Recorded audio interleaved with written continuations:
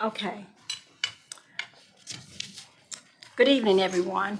I want to begin by welcoming you all to tonight's special call meeting of the College Park Business and Industrial Development Authority for Tuesday, July 9th, 2025.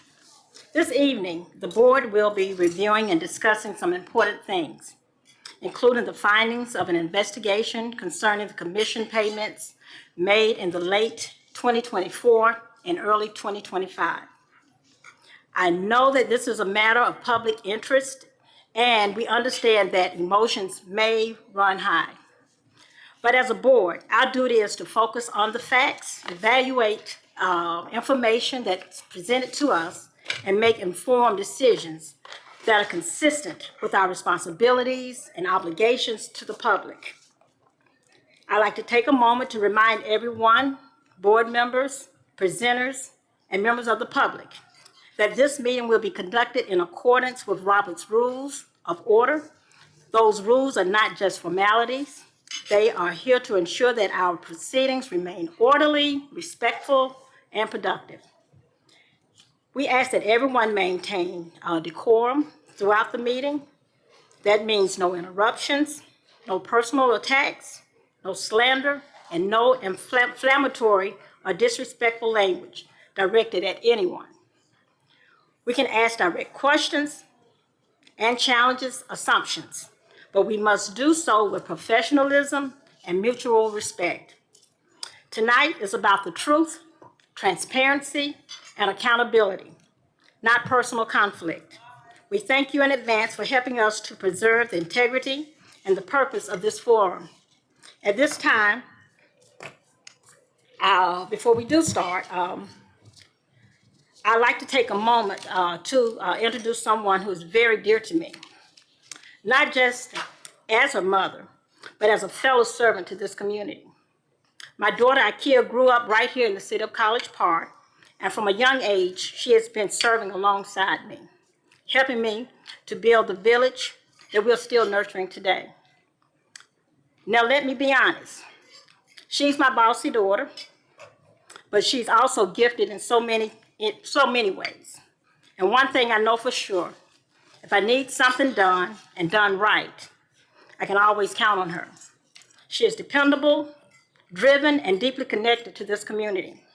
It is my joy and an honor to ask her to open our meeting tonight in prayer.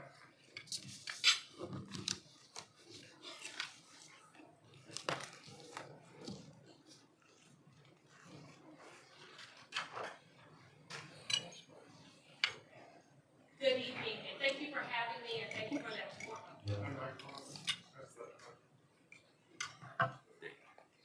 Good evening, and thank you for that warm introduction, Madam Chair. Please bow your heads and join me as we pray. Dear Heavenly Father, we invite that just and fair will be executed by the presence of the Holy Spirit. That which is hidden will be brought to light. We come to you this time to ask for a blessing. I pray for your guidance in the matters at hand and ask that you would clearly show them how to conduct the work with a spirit of joy and enthusiasm. Give them desire to find ways to excel in this important work. Help them to come together and encourage each other to excellence. Thank you for this dedicated group of people who have come together to serve you and this body. Dear Heavenly Father, I ask that you give them eyes to see, ears to listen, and a heart of understanding, Lord God. Thank you for your protection over our city and your guiding presence. Forgive us of any wrongdoing and give us a clean heart. As this meeting begins, we declare that your purposes will prevail. Give them the wisdom to walk the path you've set before them. The Apostle Paul encourages us with this truth in Philippians 2:2. Then make my joy complete by being like-minded, having the same love, being one in spirit and of one mind. Help them to be unified according to your word, Father God, as they work together to fulfill your purpose. We commit to walk in grace, humility, and truth. And in your heavenly name we pray. Amen. Amen.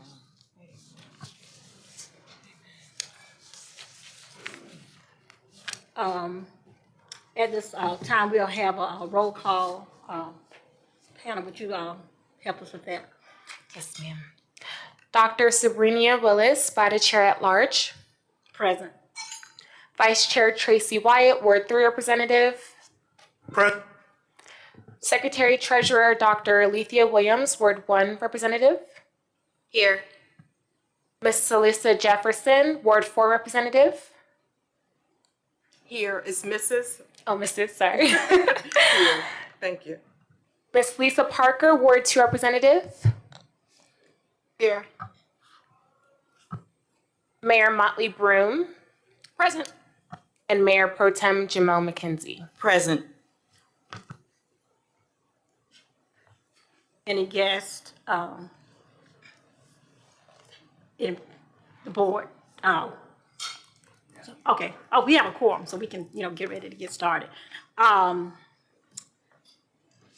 Right now, for the approval of the agenda, do we have any additions, deletions, or amendments to the agenda? I do. I wanted to. That's why I was getting it. Okay. Okay. Now let me introduce any other. I'm sorry. Any other guests in the room? Starting.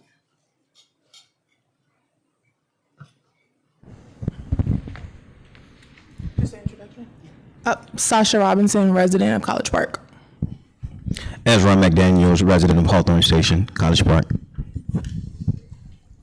Ikea Willis, resident of College Park.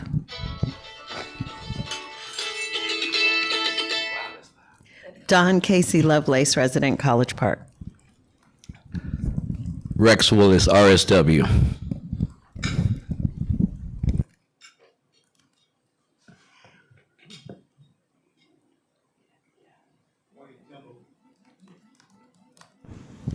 Wayne Kendall, attorney. Brian Hooker, Executive Director, BIDA. LaTonya Wiley, BIDA Counsel. Ed Wall, BIDA Financial Advisor. Hannah Adiogan, Assistant Secretary Treasurer, BIDA. Okay. Now approval of the agenda. Do we have any additions, deletions, or amendments to the agenda?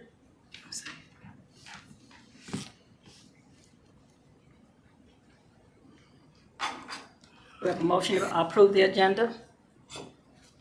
So moved. Do we have a second? Second. Any discussion? All in favor? Aye. Aye. Thank you. First on the agenda is the consideration of financial management policy covering expense and contract approvals, budget and revenue management. And that's with our Director, Brian Hooker. Thank you, Madam Chair. Good evening, everyone, once again. It's an honor to be part of an organization that reflects and takes a look at itself and seeks to make change, to grow. BIDA is seeking to foster a more business-friendly environment and enhance its reputation within the real estate community and the community overall. And currently, it's experiencing a significant upturn in activity with 4 deals under contract anticipated to close this year. This increased momentum, coupled with a renewed commitment to transparency and good governance, is good for everyone. And to that end, BIDA has recently adopted a comprehensive conflict of interest policy and a clear code of conduct aimed at strengthening internal controls and demonstrating a serious dedication to improving public relations, its image, and its overall effectiveness. At the last meeting, BIDA was presented with an unfortunate reminder that a lack of tight financial controls can have negative outcomes, negative consequences. And to that end, as the board called this special call meeting, I was encouraged to bring forth first an opportunity for BIDA to continue in its recent trajectory and take decisive action that will prevent the kind of action our investigation is talking about later on. They didn't want to wait. They wanted to go ahead and take some decisive action. So what you have in your agenda packet is the next in a series of documents that will tighten up BIDA and make it more efficient, more effective, and more transparent. That will enable you as a board to conduct your role of oversight with efficiency and excellence. So the draft financial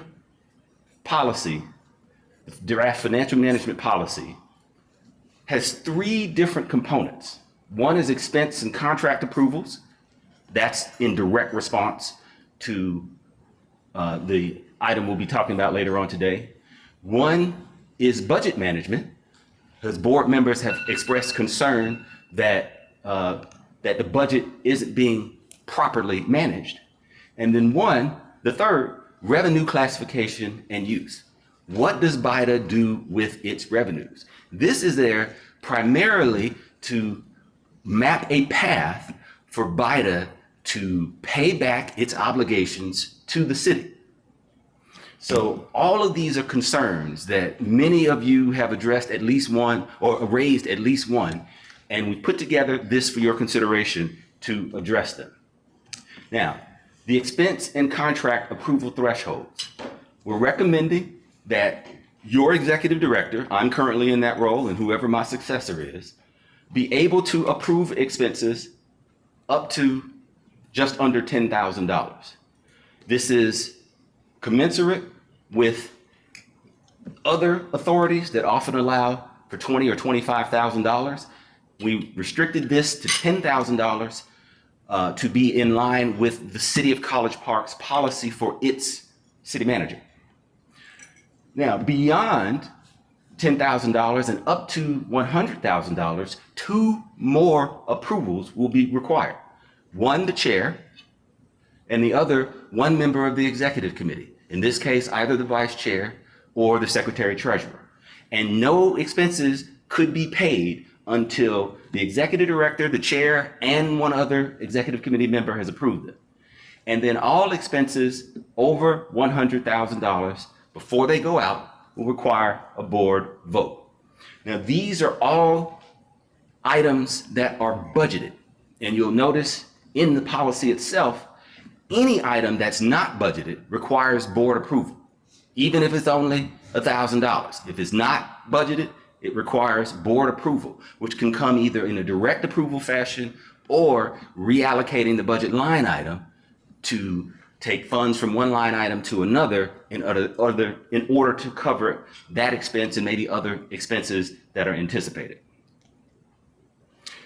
Another important thing for BIDA to do is to take control of its budget. Every year, City Council approves, as they did at the June 16th meeting, a budget for the entire city.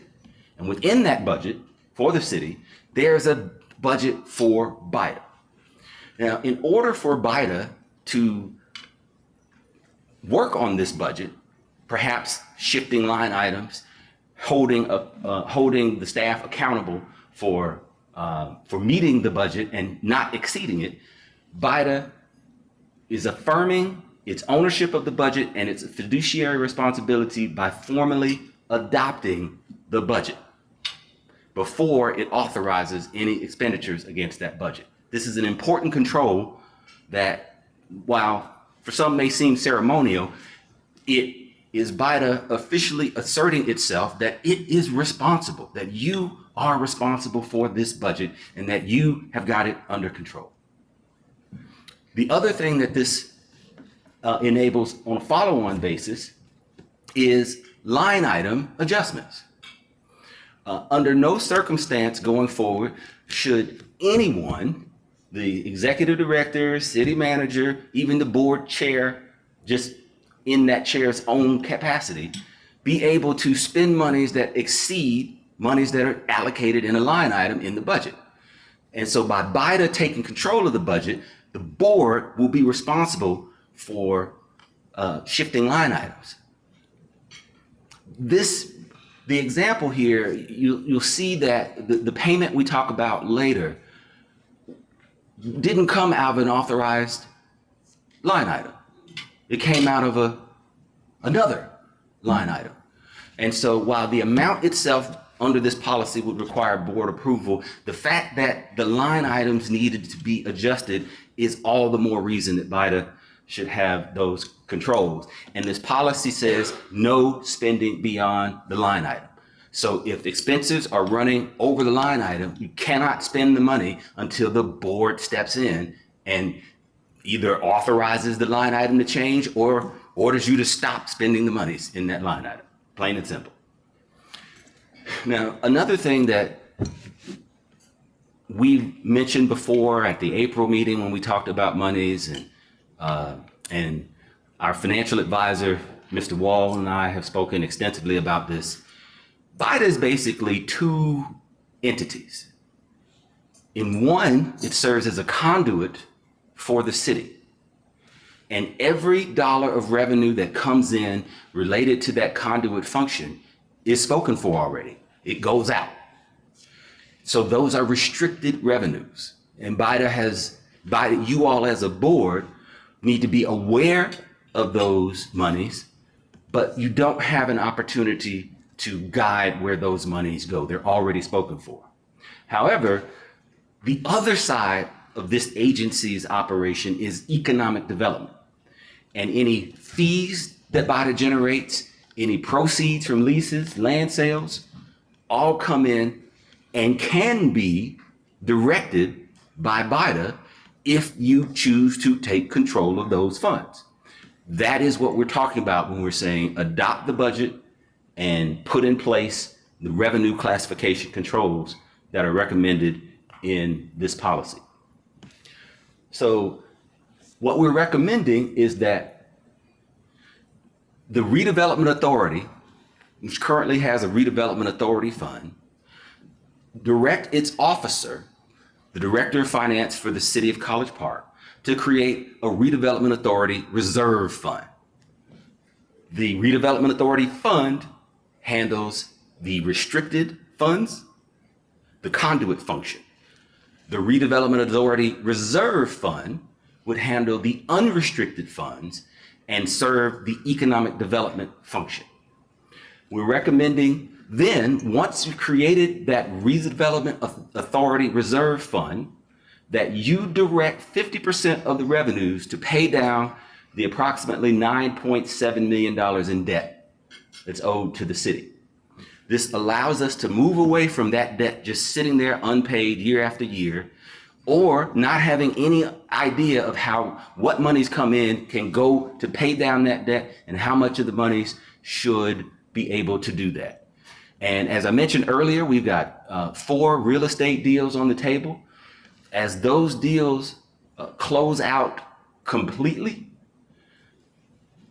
we would be extinguishing almost 80% of that debt just from these 4 deals. And so that is what we're trying to get to show that BIDA is serious about its financial obligations. Now, monies remaining in the reserve fund, starting off with the other 50%, we would recommend that we set a target, that you set a target for what that reserve fund should contain and try to build up to that target in relatively short order. But 0 of those reserve fund dollars can be spent. The expense policy that you saw earlier applies only to budgeted items. And most of what you would do with the reserve fund are decisions that you would make directly as a board. And this is an important constraint.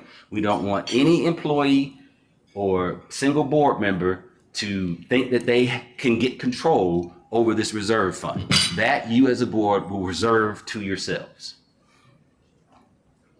So our next step, we as staff, and that's myself, and I really am grateful for Attorney Wiley for wrestling with me on this. We covered quite a bit of possibilities and options, and ultimately came to, After almost exchanging blows, we came to a settlement on what's been presented to you in your packet today. So we recommend that you adapt that policy, and then there are some specific things that need to be executed. And so myself and our financial advisor, Mr. Wall, will work with the Director of Finance to figure out the execution of the reserve, the redevelopment authority reserve fund, and the reporting that is required in this policy. So with that, I will open up the floor for questions. You have any questions? Okay. Mayor Molly-Brown. I appreciate the time that you put in on this. Could you go through the slides again? I just wanted to, there was something that came up I thought might, if we could tweak it. Keep on going back. Okay, there we go.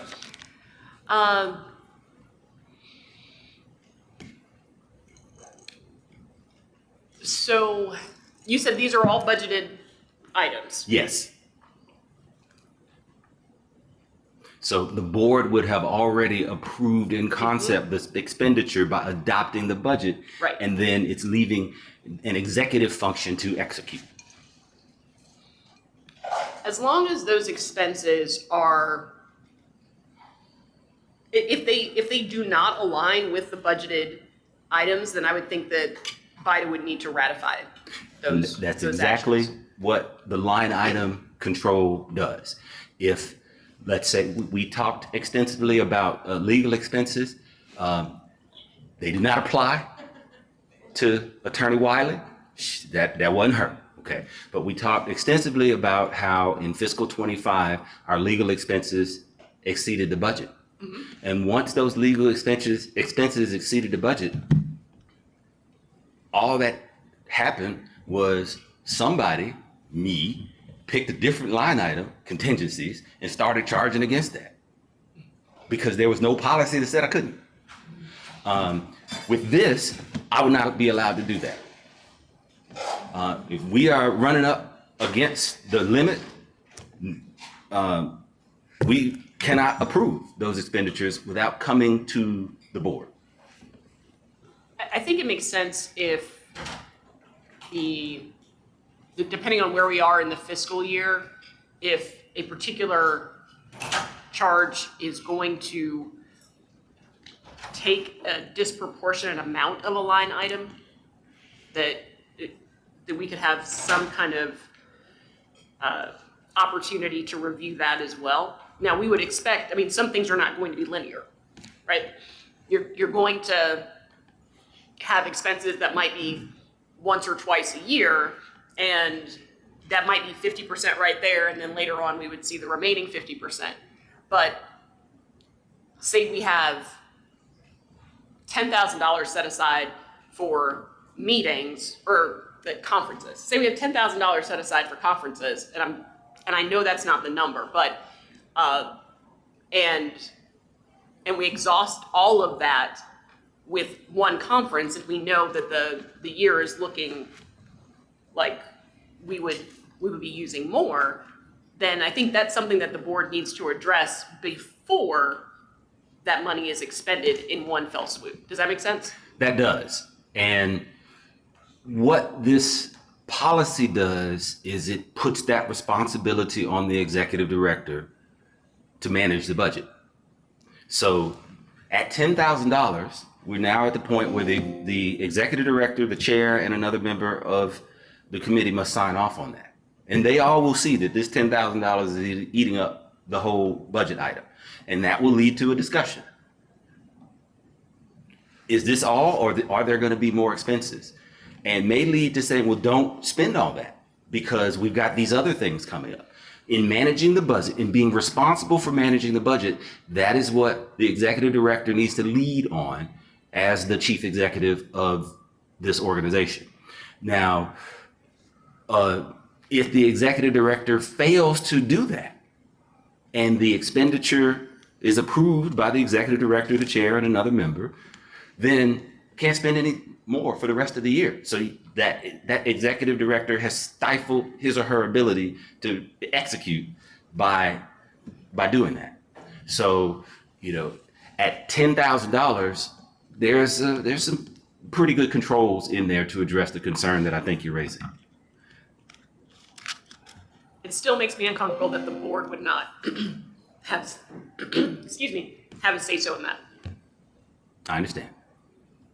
If we can find some way to, if there's some kind of red flag, some kind of red alert that we could enact in this that would trigger it coming back to the full board, I'd feel more comfortable. I think that makes a lot of sense.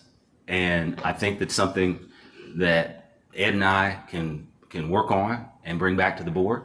I recommend we adopt the policy today and amend it with the solution that we bring to you. You finished? Okay, no, you fine. Okay. So I'm looking at thank you. I'm looking at the threshold, and I do believe it's too high. So for one, I would recommend the executive director's limit be lower. And anything $100,000, it's a lot of money. I wouldn't want just the chair and one executive committee member to approve that. Something that high, I would say it needs to come to the board, because that's a really high dollar amount. And so I think continuing in this line of thinking that while the financial policy is a good idea, what we have before us, it doesn't do enough. I think this needs to have more teeth, more muscles to it. And this is just one of the items that I've noticed that I think we can work on. The over $100,000 requires a board vote. I would say pretty much anything that probably goes above 50,000 or even a little lower. But we do need the board to see these big dollar items. I wouldn't wait until it's over 100,000 to come back to the board. So we need to figure out a comfortable threshold for the board's approval, but waiting until it's over 100,000, I think that's too late. So those are my thoughts on it, as well as the rest of the policy. It needs more. This is a good start, but we don't have anything talking about reporting period. We don't have anything talking about property disposal, auditing, or projections. Like, when does the board get involved with the budget? We shouldn't be getting involved after the fact. If we're going to submit a budget to the city, then we need to have that in the policy.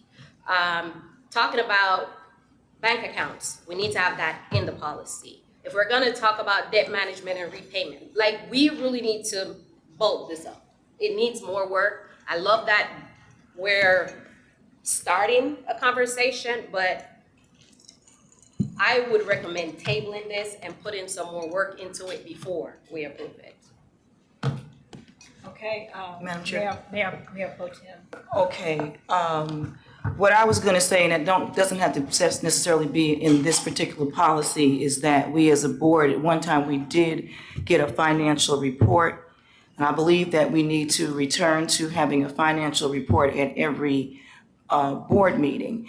This would help us so that we could, this is how we as a board, I believe, also can keep up with the spending. If we get a report every meeting, that's gonna be our red flag. We'll be looking, especially if we're 3 months into the year and we've used 3/4 of a line item that we may need to use. So I think that becomes a way, in terms of what Dr. Williams just said, I believe that this policy within itself is pretty clear and pretty strong. I believe that we can create an additional policy to deal with some of the things that she's saying.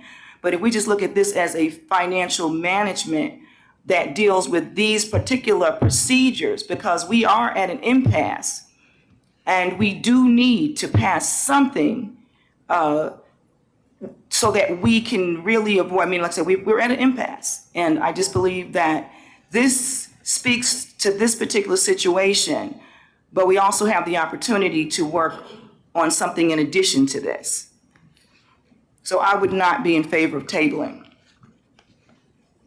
Anyone else? Okay, Brian. Thank you, Madam Chair.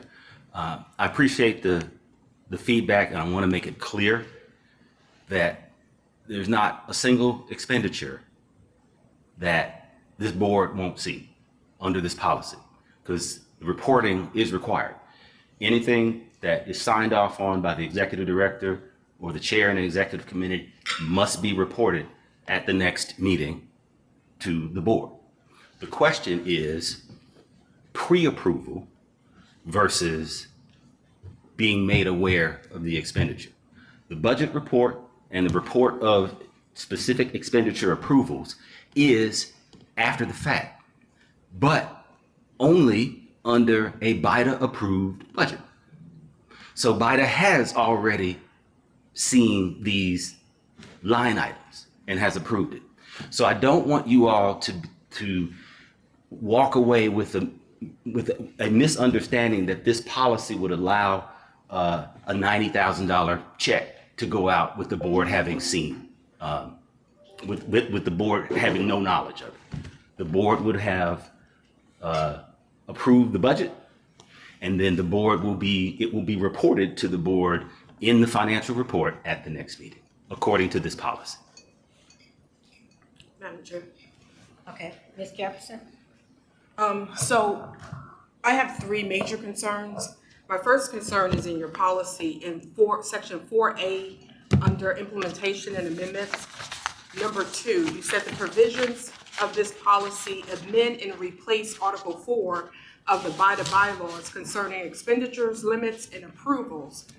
In our bylaws, it specifically states, section 4, the director of the Department of Finance for the City of College Park shall have the care and custody of all funds of the authority and shall deposit the same in such bank or banks or as the authority or the city may designate. So my concern with your policy is stating that you are trying to dissolve the director of finance for being in control of our budget and our funds. So that's, to me, a violation. Oh, let me finish. I just think that policy. That's not the case. But what I'm stating is, in your policy, you said that you want to replace and amend. Article 4, not section 4. But in regards to our director of finance being in control of all the funds in the budget, we need to maintain that stance and that protocol in our procedures. Second, in regards to this approvals thresholds, our bylaws state that any expenditure above $2,500 needs to come before mayor and council, as well as this board. So you have a 3-section oversight review before that approval is done of that expenditure. My third item that I have a problem with is, I know that you state that this is pertaining to budgeted items, but we clearly had a violation last year of a budgeted item where this board approved only $20,000 for the BIDA awards, but more than $68,000 was overspent, and it was never disclosed to this board. So my concern is to allow the chair and one executive committee member to approve that is a violation in itself, because we've already violated that order, because it should have come through the director of finance, should have been presented to mayor and council, and then it should have been presented to us. So my recommendation is to have the attorney to create a separate separation of duties order when it comes to this policy, so that we can prevent the fraud.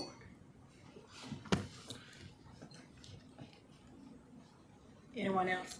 I need to respond. definitely feel that, especially when we're talking about the 100 to 10,000, I mean, 10,000 to 100,000, that should be, if that's going to remain 10 to 100,000, I think that we do need to at least have a consensus of the board. If it's not a whole meeting, you need to have more than 2 persons on the board with that. I do understand that the issue that we have with BIDA is BIDA only has 1 meeting a month, whereas in council we have meetings twice a month.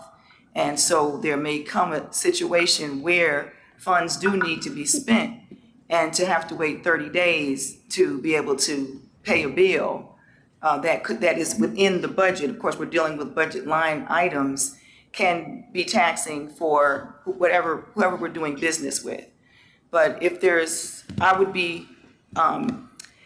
do have a concern about the one executive committee. I didn't say that before. That was the only thing that I did definitely feel like perhaps consensus, if not a full board meeting.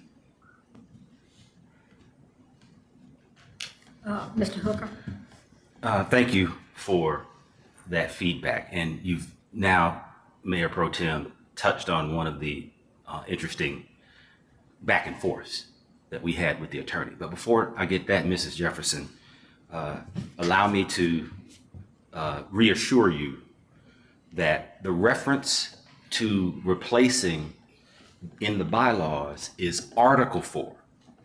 The duties of the Director of Finance is in Article 2, section, is it section 4? It's section, officers. Section 4. Yes, Yeah. Article 2, section 4. That will be untouched. Well, that's what I'm saying. Because Yes, section we 4, are not touching that at all. I understand, but what you're saying in Article 4, you do recognize that it has in there that the city manager is responsible for Yes. the approval. So what you're saying is, I'm amending and I'm replacing Yes. Article 4. Yes. But you have to understand, prior to Article 4, you have Article 2, and you have the first section of the Director of Finance, and you cannot dissolve the Director of Finance nor the city manager of their core responsibility of our city funds and our budget. So I don't think that, I think what has happened here, like I have stated before, we have we have a charter, we have bylaws, and we have SOPs. And in the past years, this has not been a problem with maintaining our core responsibilities for this authority board. But during the last year and a half, there's been an issue because the charter, the SOPs, and the bylaws were not followed. So with that avoidance, people acting on their own recognizances, and we already have these approvals in place. We have people who did not adhere to it. And if we go back to what we already have in place with Director of Finance, City Manager, Mayor and Council, then by the board, that's our protocol order. We'll have no problem with being transparent and disclosed before these items are paid. But I think that this order of what you're requesting does not change. Well, what you're requesting here changes the current approval policy and threshold that we have to go back to us being at this predicament of this anomaly of this expense. I don't think that this resolves anything. I think if we go back to what we have, that current order of protocol, when it comes to the budget, when it comes to mayor and council being involved, when it comes to BIDA being involved, and as you as our economic development director, as well as our executive BIDA director, with your liaison responsibilities, is to facilitate and to disclose. We already have what we need in place. What was in place was not followed.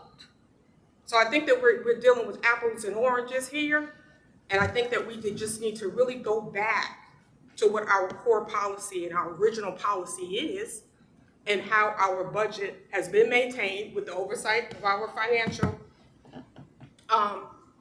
Mr. Edward, advisor, financial advisor, so that we go and we have all of these protocols in place to continue our disclosure and transparency. Because like I said, up until this point, up until a year and a half, we had no problem with any of our budgets and our funds and maintaining. This has happened in a year and a half. And so with people not adhering to what our current policy and protocols are and deviated from those factors, that's why we are here. But there's nothing that, to me, that needs to be changed, especially when it comes to allowing the chair and one executive committee member, and you have no mention of what our bylaws require us, the city manager and the director of finance, as well as mayor and council. So I have an issue with that, because you're putting us in the same predicament of why we're here today with this policy. Okay. Mayor Motley, So to Member Jefferson's points, I think there's a real question about what BIDA wants to be. Do we want to be this independent body? Do we want to be have this relationship with the city in a way that has historically been the case? As to prior budgets, I know that this is certainly not the first year that we've exceeded in legal expenses if we went back and took a look. I know that, I'm sure we've gone over line items in other areas as well. So I think this is an opportunity for us to improve. This is an opportunity for us to put protocols in place that make sense so we can be better. But I do think that there have been some important concerns raised. And we need to tweak it. I agree with Dr. Williams that the $100,000 seems high to me. I was thinking 25, but she said 50. But either way, I think all of that feels like, I agree, it's a lot of money. We're getting into the six-figure range, and even with us understanding that it is budgeted, that we have seen that budget, that we know the line items in it, it still seems like if it's in excess of one of those lower numbers, it should come back to the board in a way that is a little bit more formal. But I think all of this really does boil down to what is our relationship? Do we want to essentially be that independent organization that we discussed in our retreat? If so, I think we also need to talk about developing an IGA with the city so that there is a clear understanding, because we're talking about a lot of things that we would be doing, but we have to have the city go along. So I think this is a really fruitful conversation. It's an important conversation to have. We might be putting the cart in front of the horse just a little bit, because I think we need to make a real formal determination about what that relationship looks like in the future. Okay. Okay. Dr. Williams?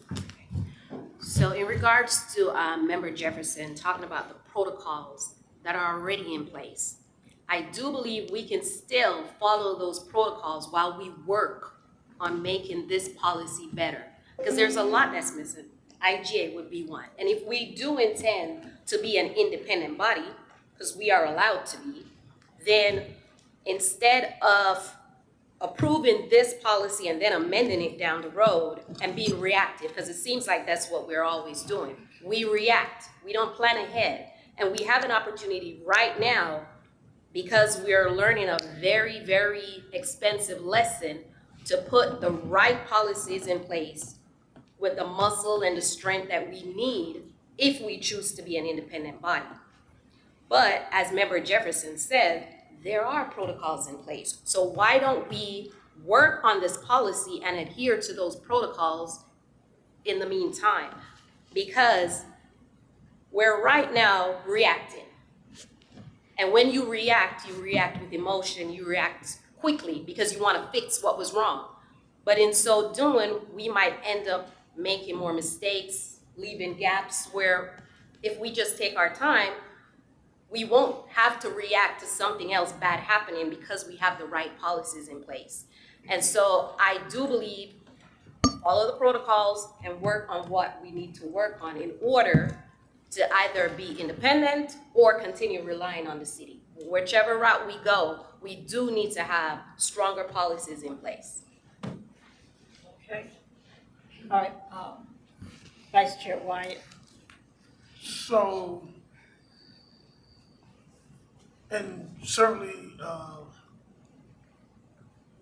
exec director or consultant, whatever, you can step in if I misquote. But I agree with the mayor at the retreat we're talking about, and you made it known more than once that BIDA should separate itself. And we talk about, we don't know, we want to be this, we want to be that. Well, what does the state law say? I think we just, since we want to get, you know, technical and all these SOPs and things, City Attorney, what does the statute say about how we should function? And I think that's how we should function. Not by design, but that is going to be a part of my introduction, given the circumstances that bring us to this special call meeting, because the history, the historical background and how it's been working has led us here. And I know, and it's just a manifestation of the need to bring it back. But of course, to your question, BIDA was created by a constitutional amendment to the Georgia Constitution, and it exists as a legally distinct entity. And as the mayor stated, there's no formal relationship between the city and BIDA as to how the interoperations will work. And so BIDA does have the ability to do that with the city, and working out those arrangements and how that will work out. And that will be up to the powers that be to make those decisions. So we would just simply do an IGA with the city? Yes, but yes, we need to have an IGA with the city to formalize the relationship so we can have more structural boundaries on who does what and what happens and how so I guess I don't want to get ahead of your presentation. Maybe I'll wait, but because I hear a lot of talk about mayor and council and city manager, which none of those are in the chain of command of BIDA. Is that correct? That's right. And here's the wisdom of the legislature, I think, when they created BIDA.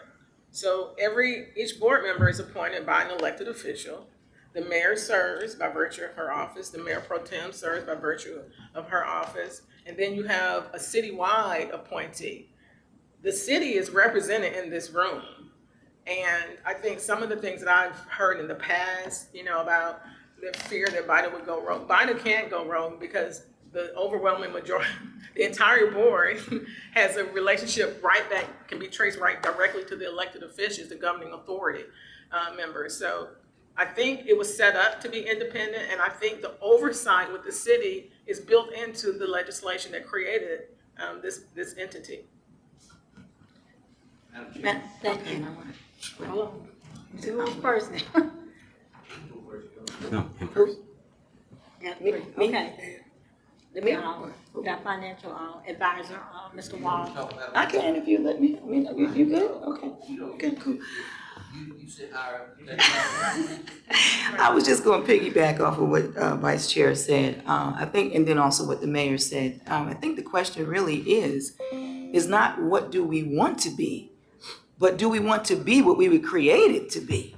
I think that's what we should be discussing. Do we want to be what we were created by the state of Georgia to be, or are we trying to do something different? Because what has happened over the years, and like I said, sometimes we practice something just because I get up in the morning and I brush my teeth and comb this side of my head doesn't mean that that's the way it has to be done or that should be done. That may be a bad example, but the point is if we were created as a constitutional authority separate from the city of College Park that has members from the city of College Park serving that represent the governing body, along with the governing body, College Park is represented. So, but what I think has happened over the years is what our charter was made, we as a city interpreted it, and we maybe a little micromanaging or whatever it is that we did. But, so I think the question is, Mayor, do we want to be, do we want to be what we were created to be? Okay. Thank you, Madam Chair. So y'all know I'm your financial advisor. And so the system that we have in place of paying your bills and then giving you monthly financial reporting is broken. And so it needs to be fixed. And when Dr. Williams and I get a trial balance sheet, or when Brian Hooker gets a trial balance sheet from finance that has all the details, it has journal entries, backing things out, putting things back in. It's very difficult to follow what you spent. And so Brian Hooker and I have talked about it. I think you ought to direct Brian and me that every month we bring you a financial report that's easy for you to read. And it shows all the revenues that have come in and all the expenses that have been paid. And it's easy to see, and then y'all ratify those expenses that have been paid, all of them. And the thing that we'll talk later on tonight shows you how the system was somewhat broken. A new system in place that doesn't violate the constitutional amendment, but maybe keeps it with the city, but a system that y'all put in place so that that sort of thing doesn't happen, and adequate reporting back to you so that you see what's coming in and been paid. Now, let me give you all some numbers. Your 26 budget, your July 1, 25, the June 30, 26 budget is $15,200,000 and change. Of that, only about $750,000 we all control. The rest of it is debt service and the sale of land. Now, y'all vote on the sale of land, and you vote on, what commissions are paid out on land, and the system that you will put in place will keep from happening what happened in the past that some paid you didn't know.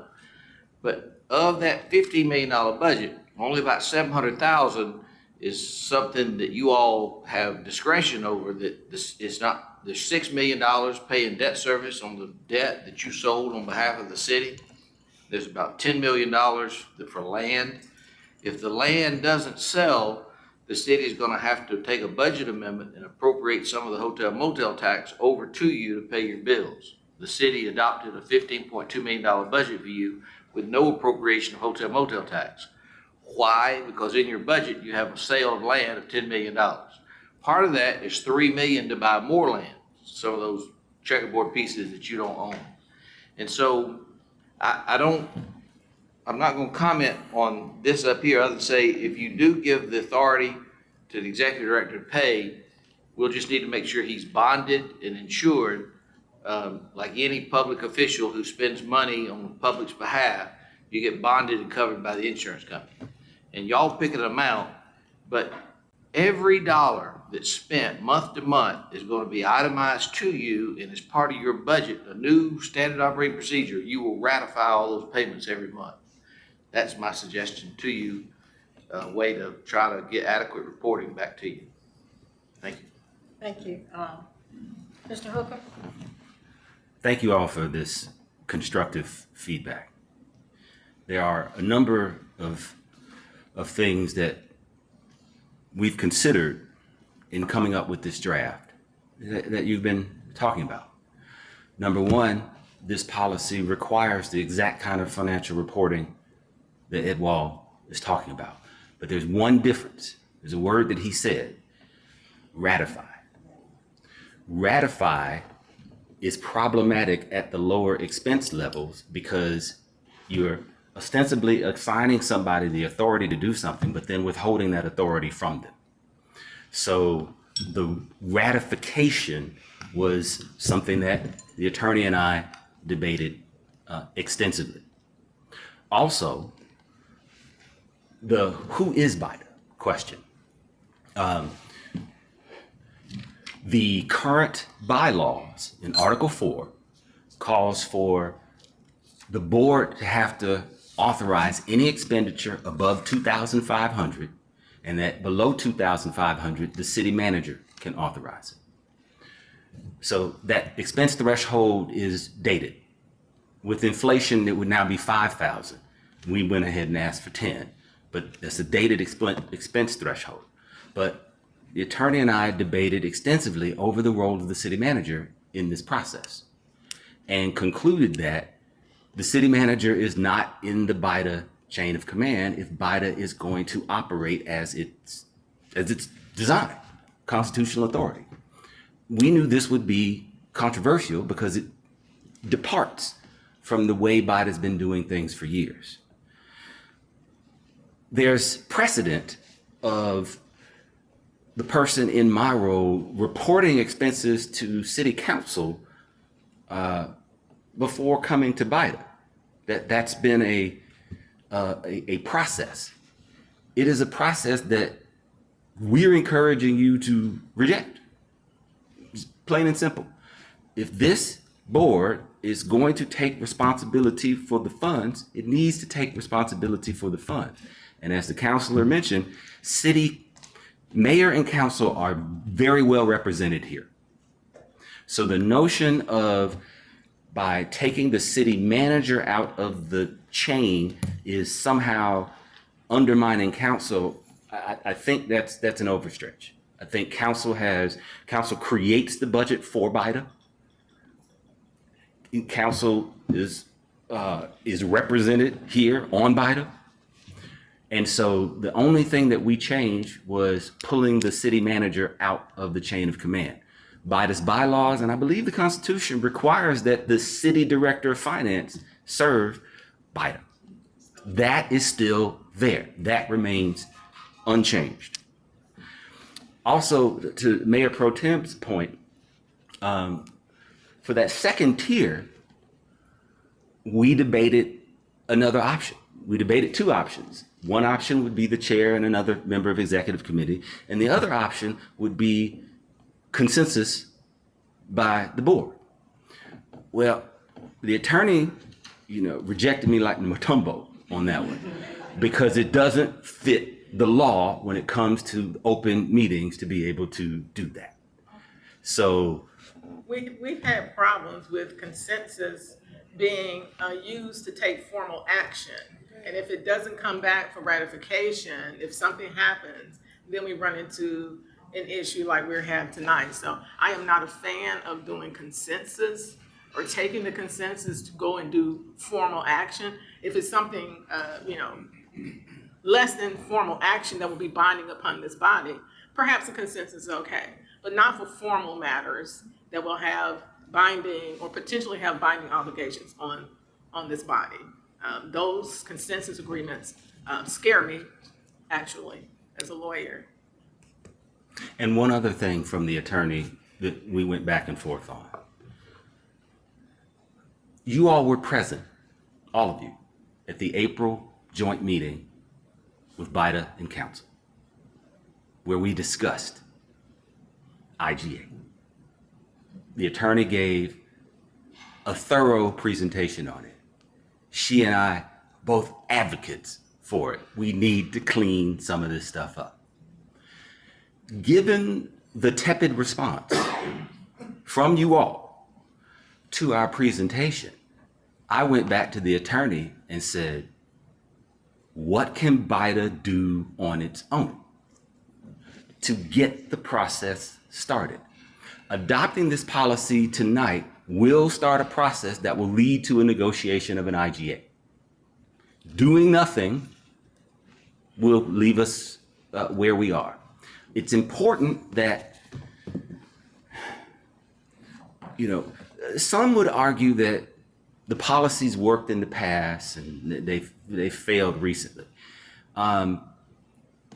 Attorney Wiley and myself have decades of experience in representing and leading and in an executive capacity organizations like this. The lack of controls is astounding here. And when you see the findings, you will understand that if things went well before, it's because you didn't run up against any of the lack of guardrails that's in place for the authority. So there's nothing that prohibited the former city manager from writing the check, from authorizing the check that he authorized. This will. So we understand that, let's not let the perfect be the enemy of the good. And understand that, yes, tweaks to the threshold are appropriate, but the budgetary controls, taking control of the line items, taking control of the expenses, officially requiring the reporting, which is currently required, which we're simply amplifying that with this, will put this authority in a much better position than it is right now. I apologize, Madam Chair. Did you agree with what I said? I did, and I said it's already in there. It's in there except for the ratify part. That was the thing that we. Oh, the ratify, yeah. Actually, I wanted ratified, and Brian convinced me. We weren't tugging as much, as much as I don't remember that, Brian. But in any event, he called me and he didn't like the word ratify. And can you hear me? He didn't like the word ratify. And after listening to him, it made sense. He said that ratification implies that he never had the authority to do so in the first place. And so if it's a delegated authority, then what we compromised on, the language was, you come back and report it to the board, you make it a part of your formal public, it has to be on the public record, in the minutes, and you have to do that every single time. And that way, we have our transparency and accountability with respect to his delegated authority. And so I agree with him on that. And that's a key phrase that's new to this board, delegated authority. We're asking the board to delegate authorities as is described up there, because that's a best practice for getting things done. The board would not be left in the dark on any of these things anymore. Of course, as Mrs. Jefferson said, we got to follow the policy. But the whole point of setting out this policy and making it clear is so that you as a board can hold all of us, myself, the financial advisor, the attorney, accountable to delivering this. And if we don't deliver it, you hold us accountable. Okay. Thank you, Madam Chair. All right. Ms. Jefferson. So I have concerns about the word ratify too, but not in the sense of what you just mentioned. Ratify means that a process is already done. We need to make a change. That's not what we need here. We're in this predicament now because an approval was done and now we're trying to ratify it, right?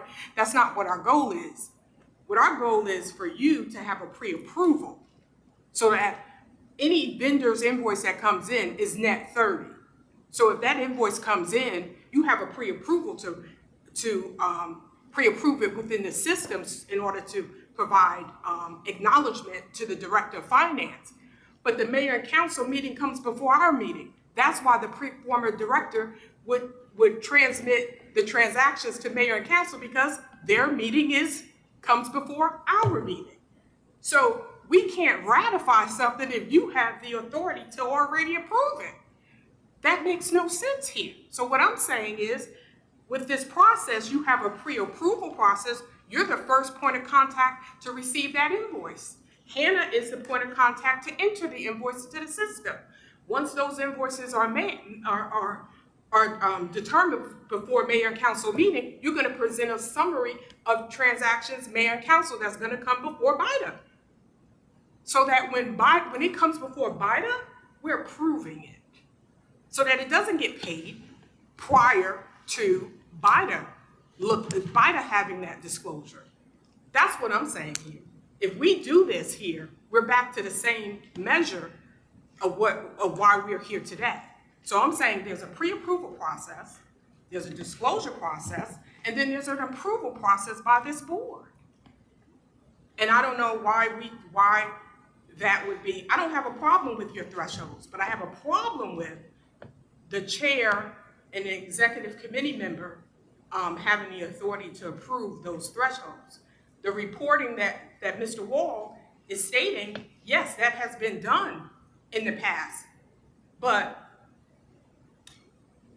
because it has not, because during a year and a half, we haven't received such reporting only half a year or quarterly. We haven't adhered to how it was done in the past.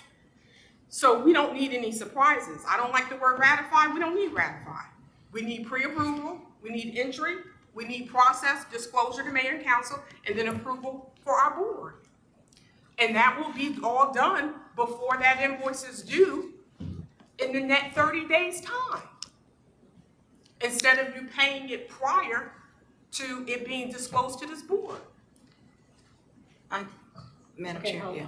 on. Mayor Pro Tem first. Yeah, I just wanted a little clarification. I served on BIDA for 5 years. I do not recall any of our executive directors ever bringing BIDA expenses to council meetings.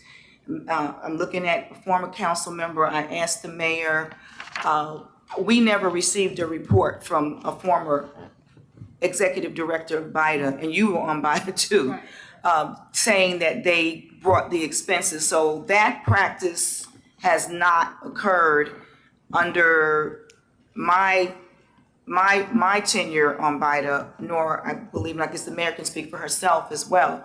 So that's one thing. But I will say this much, being that I am on council now, when we approve the budget and when the council approves BIDA's budget, we are approving the line items. It is not that we have to oversee those line items. We're saying to BIDA, we're fine with what you have, and as long as this particular process, and like I said, I'm okay with lowering the threshold if we have to, but I feel like as long as we stay within the line, what the line item amount is, you don't have to go back to the mayor and council. It may be if BIDA decides that they need more money, then you go back to the mayor and council. But it's kind of like you can run your own organization.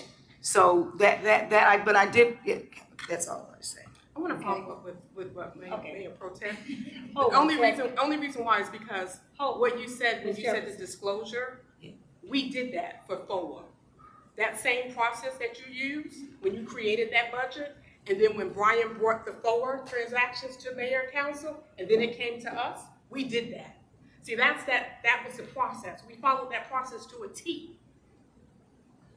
I will just respond quickly. Just in that particular situation, it was that we had gotten TPD money and we had taken money from my particular budget for Ward 1. So it was coming from a city, from my capital improvement budget, and we were giving it to BIDA. So it was it's a little different than a line item that is set aside from BIDA in the beginning of the budget year. So that was a kind of a different situation, that's all.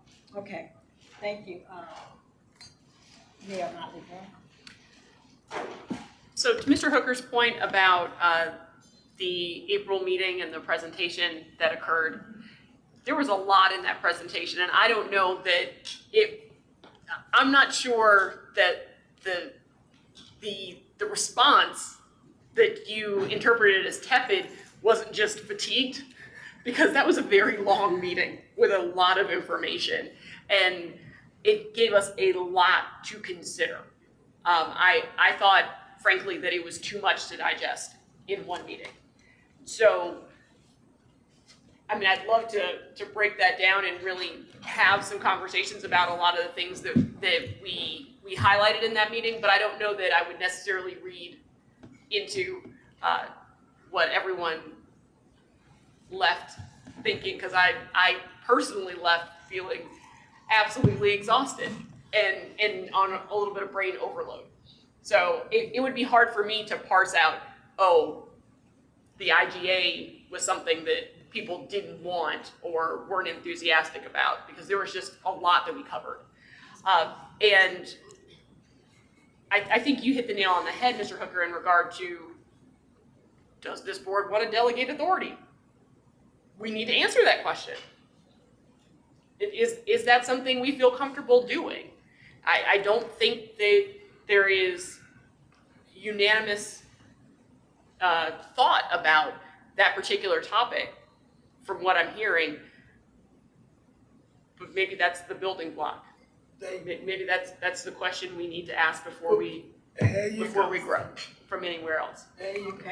Thank you. Okay, and Last time, Madam Chair, we gotta. I know we gotta move on. So, Sure. I'm just, she said exactly what I was gonna say. I think the only question I have is about the executive director. I think BIDA needs an executive director.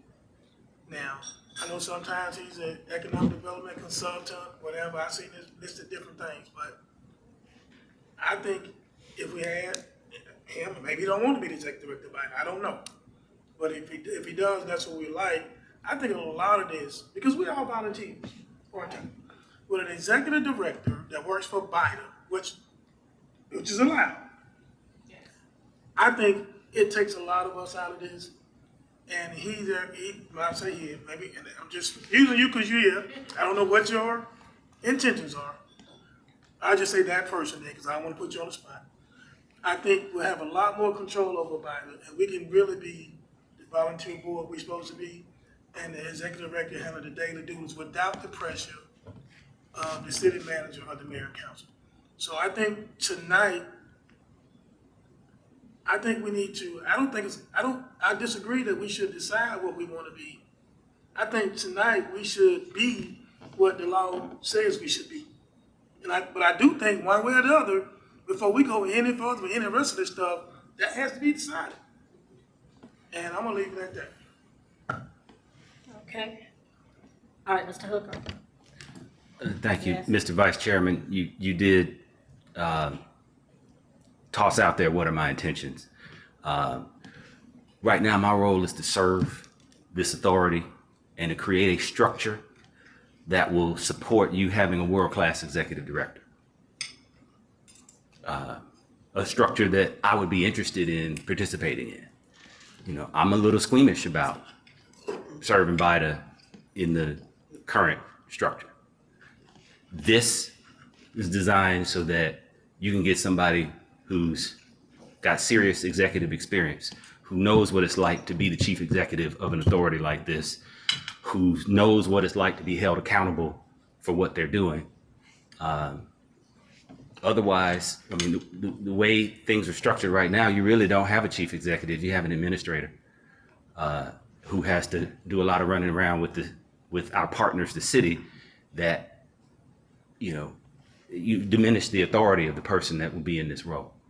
So I would encourage you to be who you are and take steps to assert your control over and responsibility for the things that are in your bailiwick.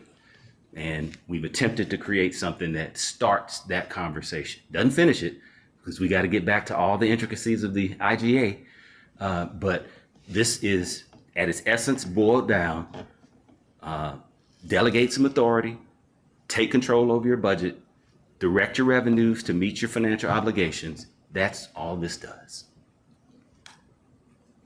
Okay, Madam Chair. Yes, Ms. Jefferson, and this last question.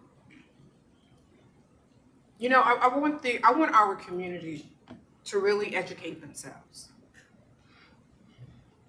And I want you to take note of, you have to ask yourself the question, why is it that we want to eliminate the review of mayor and council? And why is it that we want to separate BIDA duties and create an executive BIDA director position to separate, you know, BIDA duties? Why is that? When our contractual obligation in our charter is mandated that the city controls our budget. There's a reason why. And the community, and we really have to take cognizance that these are taxpayers' dollars. None of this belongs to BIDA. We are the facilitators and the administrators. But at the bottom line, approvals should not be removed of mayor and council. And the liaison responsibility role, economic development director, serves as our executive BIDA director. And the reason being is because our charter mandates that the city controls the budget. Now, there's a reason why people want a separate executive BIDA director position. And there's a reason why they don't want an oversight for mayor and council. And our city really needs to really look at itself and look at, out of the amount of years, has College Park been successful in developing itself economically? And the reason why we can't get there is because we just can't follow what we already have in black and white. And it's so simple. But we're making it so convoluted and creating all of this separate measures so that there's lack of order, there's lack of infrastructure, and there's lack of control. Everyone has to recognize that the Business and Industrial Development Authority is the only authority board that has the opportunity to generate revenues for this city. It's the only board. And along with that comes very high dollar amounts from developers. And along with that comes undue influence when people don't want to follow our charter, our SOP, and our bylaws. And we want to create this separate measures so that we don't have the threshold of oversight and review. I don't understand this. Our sole goal is to work for the good welfare of this community and to promote, sell, and develop land. That's it. And there's every policy and procedure in place right now, if it was followed, where this board would have no problems with conducting business as usual. But I want you to take cognizance and take aware of what is being said here and why threshold of oversight and review wants to be removed. And I land there.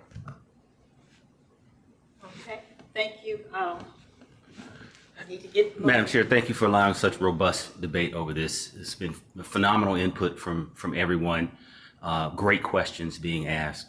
And so I think that the biggest piece of feedback that I'm hearing is on the threshold levels. That's why this slide has remained there.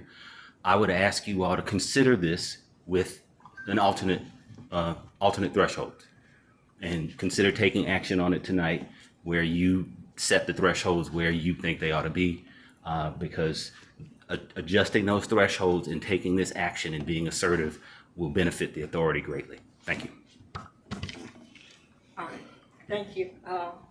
Okay. So I just want to ask a question. The question was asked why. And so we sit here and we talk about following the SOP and following the charter and all this kind of stuff. We're not creating anything. What's on the books now was what was created. We're just trying to get back to what the law says. So we're not creating nothing. The reason why we want to do what we want to do is because the law says that's what we should be doing. Yeah, it does. So with that, other problem I got with this is that it says quarterly, monthly, but I do think this needs to have a little massaging, but I think we're getting there. But I just want to say that we're not creating anything. So if we're going to be a stickler for what the law says, the SOP, then let's do what it says. And it doesn't say any of that stuff with mayor and council and city manager. They got enough to worry about. And I'm done with it. Okay. Is that it? So I'd like to call a motion to ratify this financial management policy by not removing the city manager and the director of finance for review, as well as mayor and council for review and approvals.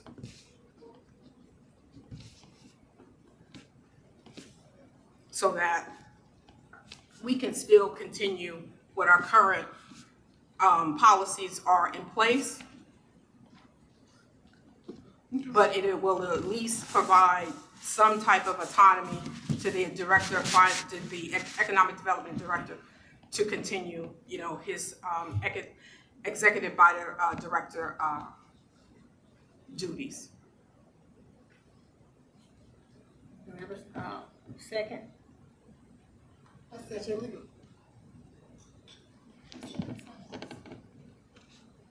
Madam Chair, so second discussion, can we have discussion on the Yes, second? the end of discussion. Okay, Okay. okay, so based on the motion of Board Member Jefferson, so how does that change the policy that we've looked at now, in terms of?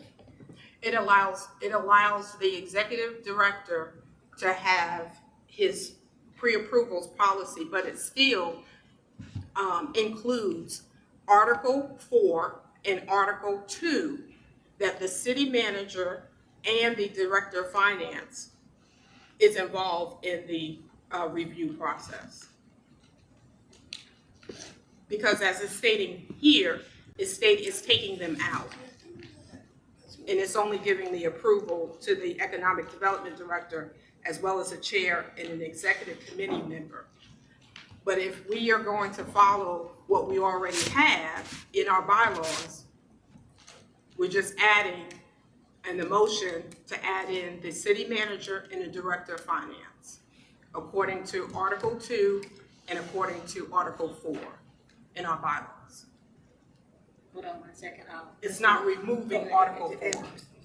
So, Madam Chair and Board Member Jefferson, also in this financial policy, it has that from the proceeds of the sale of land, you're only gonna take 50% of it to pay back the debt that's owed to the city.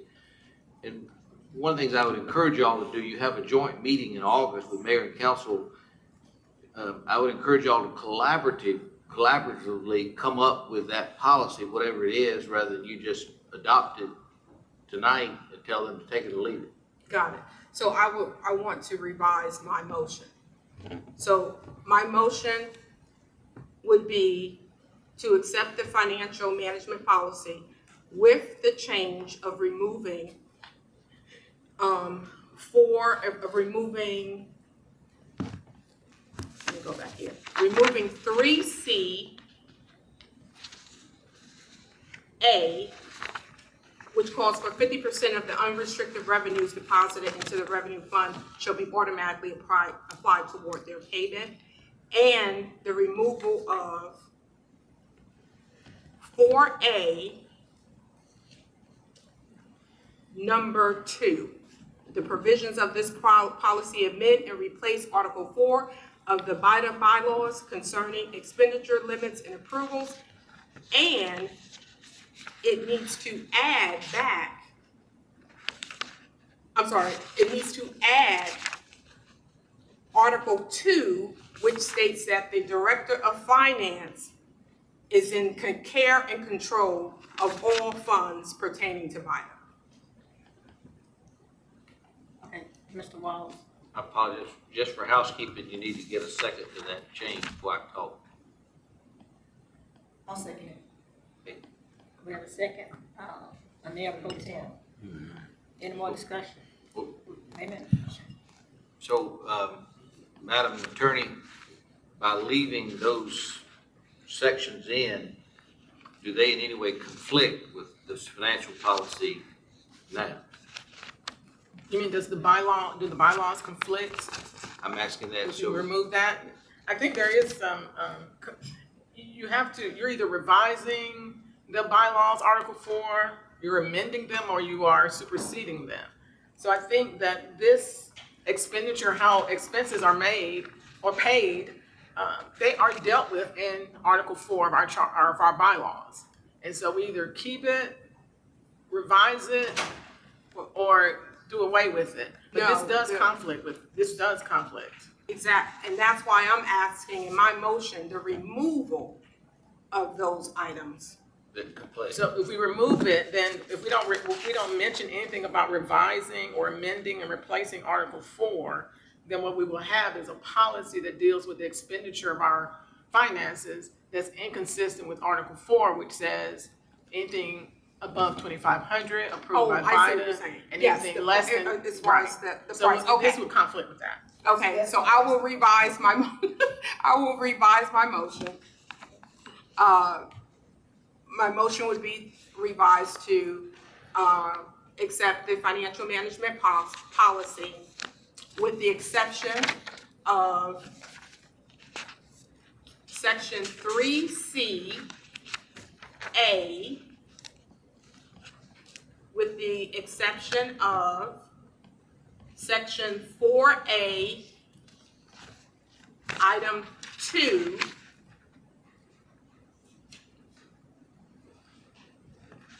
and to amend 4A, item 2, to include Article 2 of our bylaws, and to amend the threshold amount for expenditures in Article 4 from 2,500 to the expense and contract approval thresholds.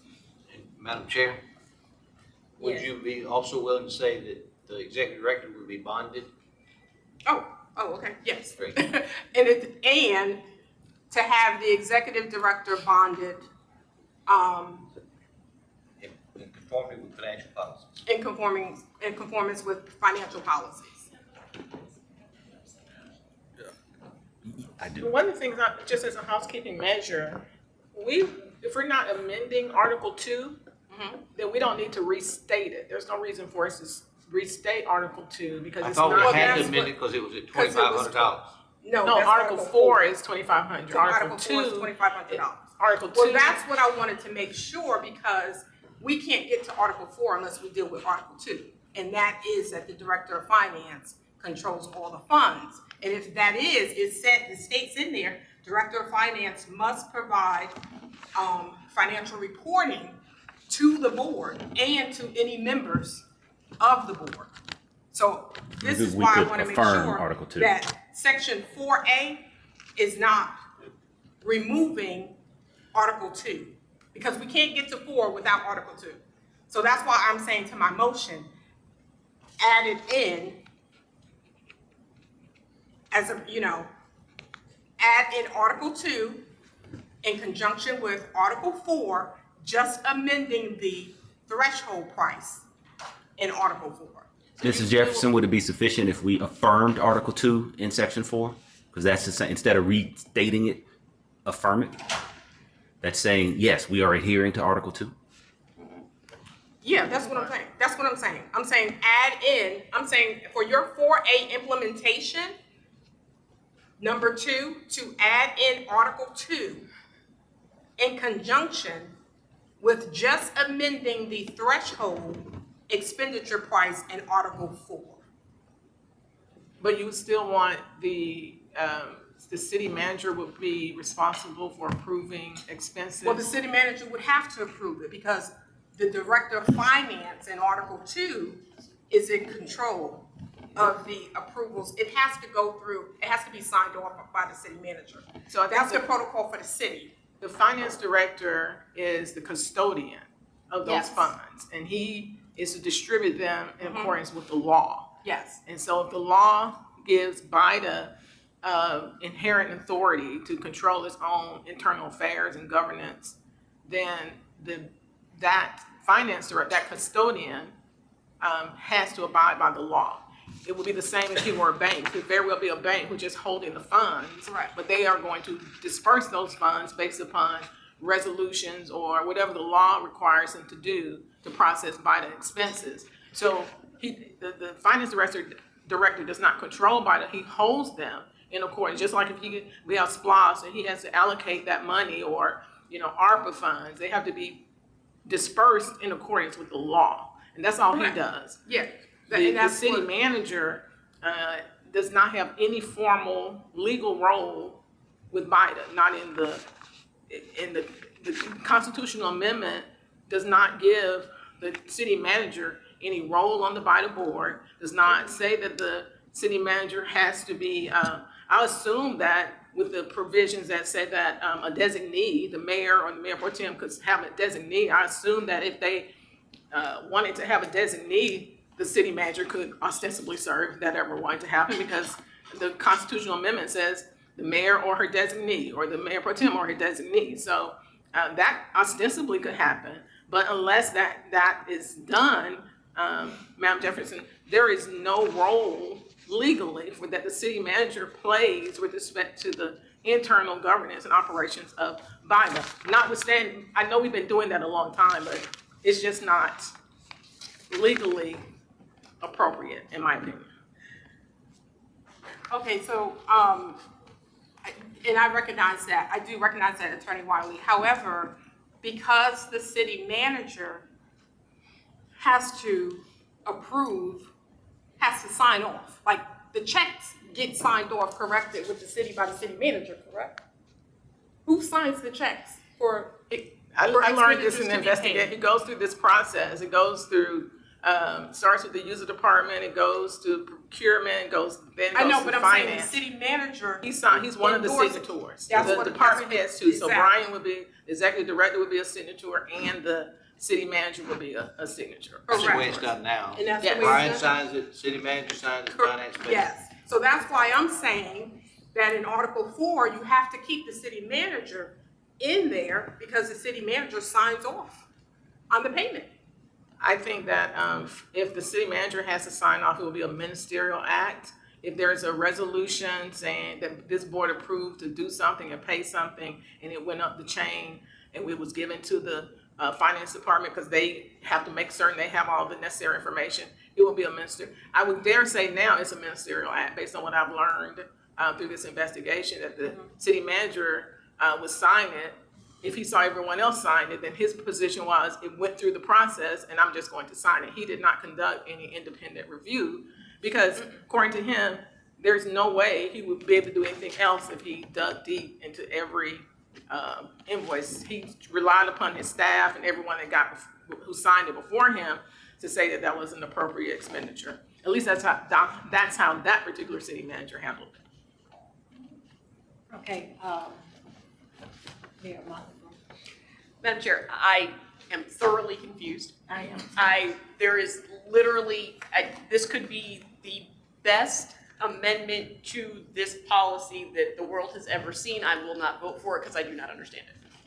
I am thoroughly confused. And so if we can straighten it out, great. But if we can't, then let's bring it back in with all of the changes that Member Jefferson has discussed, or work on it later. But there is absolutely, positively no way just in this discussion that I can support it, because I literally have no idea what's happening. So I recognize that, but I think it's very simple. It's just stating that, article is stating that in his, if you go to his management policy that's in our agenda, item 3B,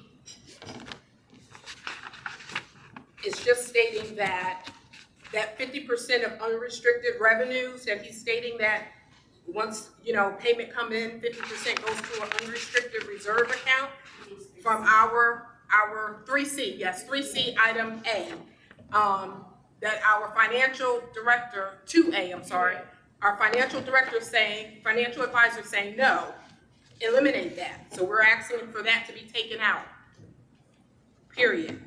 The second item is just ratifying section 4A, number 2, stating where he has provisions of this policy will amend and replace Article 4. We're saying no. It will include Article 4 and just replace the $2,500 threshold to his this threshold approval expense. But it will include Article 2 of the Director of Finance to still be included in the process. And it will include the city manager, because the city manager is mentioned in the bylaws in Article 4 because they sign off on the check. So what I'm saying is the city manager role is because they sign the check. in our bylaws in Article 4, and that's why the city manager is mentioned there. Under those Respectfully, existing this isn't bylaws, it is a ratifying. very low, it was only $2,500 limit, so. Yeah. That was it. And that's why Anything I'm above saying that that would it have to just- come to this body. Correct, So that's why I'm saying it doesn't eliminate it. What he's stating here, it will amend it and replace it. And what we're saying is, we're in Article 4, we're just changing that threshold of 2,500. Madam Chair. Okay, hold, yeah, several people. So I know that they want to make it seem very confusing, it's very concise, it's precise. And what the financial advisor asks is in addition to that, for the economic development director to be bonded. It's very clear. Well, Madam Chair, Wait. I'm still unclear. There's the use of the word ratify, I don't think is being used properly here. So that's also confusing to me. So I simply am not clear on these amendments as we're referring to our bylaws now in this financial management document. I do not feel comfortable voting on this tonight if we are making that level of change. okay. The economic hold one development second. director, one moment, the economic development director has current invoices and current transactions that he needs to have approval. We need to create an interim measure in order for him to conduct what he needs to get done going forward. Because if we don't, and if we wait, so what we're saying is, the best item to do this is to take out the items that will not prevent him from continuing this new process, but will also give him the ability to be bonded. And when I stated ratify, because we're dealing with the bylaws and this board has approved the bylaws, we are asking it for it to be ratified. That's what I'm referring to. I'm not referring to this policy to be ratified. Okay, thank you, Ms. Jefferson, and Mr. Scott. I'd like to just restate her motion with clarity. If you would allow me. There's a lot of information, and I know this is our special call meeting, we're kind of putting a little too much time right here, so. I just want to restate the motion with clarity so you all can, because Right now, it's very simple. Right, I have discussions. yeah. You let them talk to them. So, Madam Chair, we talk about convoluting things. This is some of the most convoluted conversation I've had. And once again, our attorney has told us that the city manager plays no role. So why are we, and believe me, the mayor and council got their hands full. They doing their thing. So why are we motioning and seconding something that the BIDA attorney is telling us that there's no role for these people to play? So I'm not going to support this. I was on council 16 years. Never did BIDA bring something to the council that I can recall. That's convoluting the process. The executive director and the BIDA board can handle their own business as the law says we should. And so I would caution the one to vote for this after we've been saying that this is the city manager that is not in the chain of command. But I'm not going to support it if y'all do something that's not against the recommendation of the BIDA chair, the attorney as well as the executive director. Go ahead. Okay, and it's a lot. So I have a motion on the floor. I have a motion on the floor. We have a motion on. That you want me to, and it's been properly seconded, but I can reiterate it if I need be. If you would allow me, I can state it succinctly. Go ahead. I will allow you. Thank you. Go ahead. So there's a motion to adopt the financial management policy.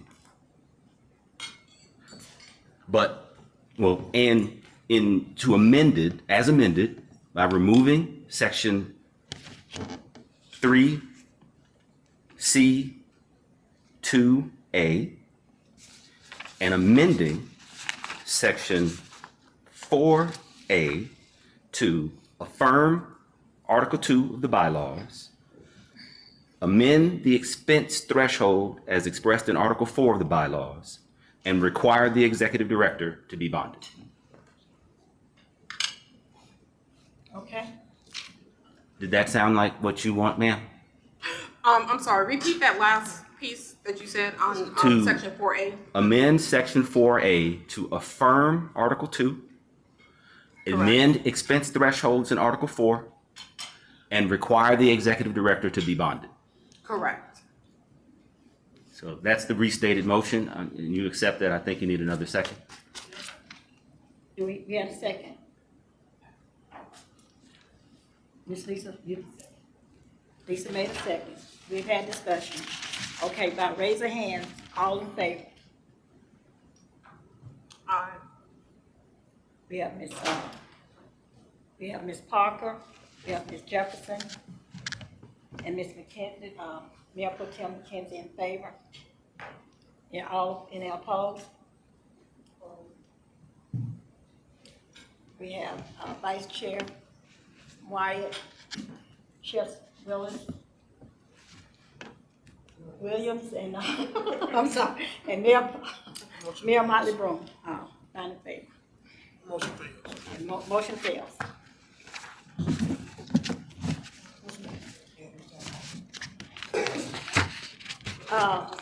Madam Chair, I'd like to make a motion.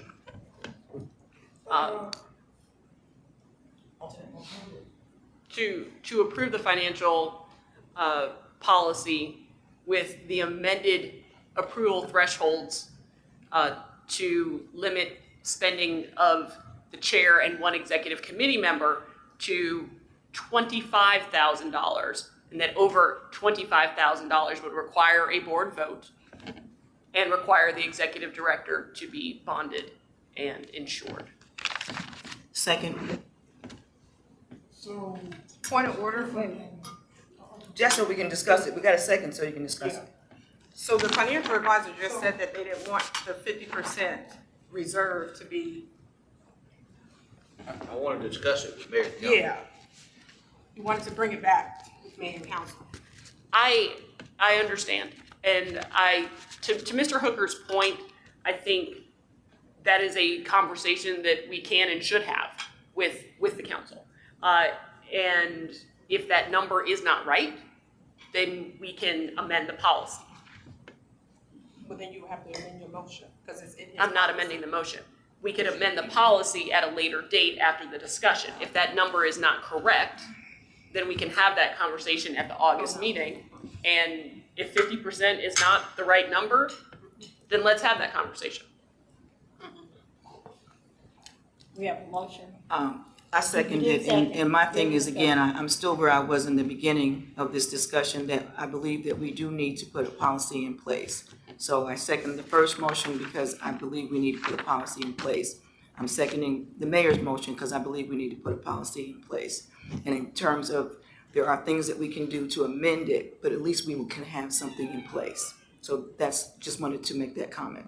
Okay, Mr. Wiley. Thank you, Madam Chair. Mayor, in your version of this, does it keep the finance director and the city manager in the flow of approving stuff? Or the way it's written and you didn't change it, it eliminates that check and balance? Attorney Wiley, you're shaking your head over there, and I'm gonna pass that answer on to you. I don't think it eliminates it, because I think the executive director said at the beginning of the discussion on this most important policy that this is going to be the starting point, the tipping point to move into a more formal agreement with the city. So obviously, we need to have an IGA. And I think, as the mayor said, if this doesn't work and it's not acceptable, then the policymakers can change that provision, change that amount. But I don't think it will have that type of I don't think it would have an adverse impact to that extent. So let me ask this question and just be pedantic. So the way it is now with Article 2 and Article 4, Brian signs it, it goes to the city manager signs it, and it goes to finance. If we adopt this policy as written, without fooling with all that, it means Brian signs it and goes directly to finance to be paid. Yeah, so the finance director will get a certified, Hannah will provide him a certified copy of this financial policy from BIDA, and he will have to honor that because we have amended our bylaws to allow anything less than 10,000 will be signed without approval. Now, whatever the city manager wants to tell the finance director to do, that's not our concern, but yes, he will have this I policy. just want to point that out. Yes. Okay, so I heard 10,000 again. I thought we. It was 10,000 for the executive director for a budgeted item. Up to 25 for chair and an executive director. And can we change 2D to, instead of quarterly, can we do that monthly? I think we talked about doing it monthly. I would take that as a friendly amendment. To add the general ledger of all expenses for the current quarter for current month. That's monthly, right? Okay. All right, let's go for the vote now. Raise your hand, all in favor? I'm still confused. I'm a little confused. I'm on all these. I just think we need to work on it. Okay, that's fine. I do feel we need to work on it, so, Okay. Gonna call for the vote, all in favor? We have, Mayor Pro Tem and Mayor, yes, all opposed? Okay, motion, fails. Okay, move on. All right, do we need to take a break, or do y'all wanna go right on? Okay. Next, we have presentations of findings and consideration of actions on report on the Keller Williams commission payments by BIDA attorney LaTonya Wiley. Good evening, Madam Chair, Board. You have packets before you, but I can go and hook my computer up to do it on the screen if that would be better, or stay here. I think everybody. Brian, you have a preference? I mean, I can go and hook up my HDMI and do it on the screen. Madam Chair, I have the version of the report Yes, on my I think computer. that would be helpful Okay. because it will keep everybody on the same page. Okay.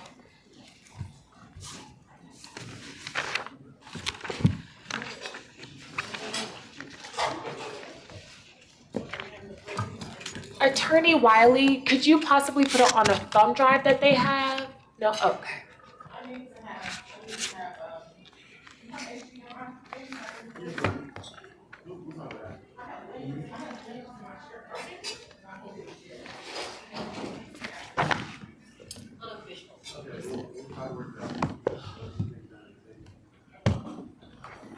Unofficial break.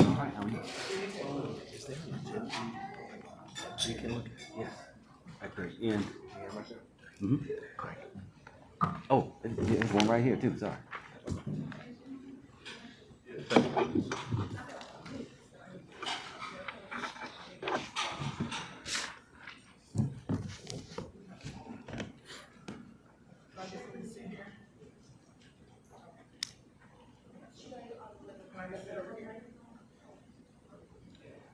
Microphone, yeah, I hear this.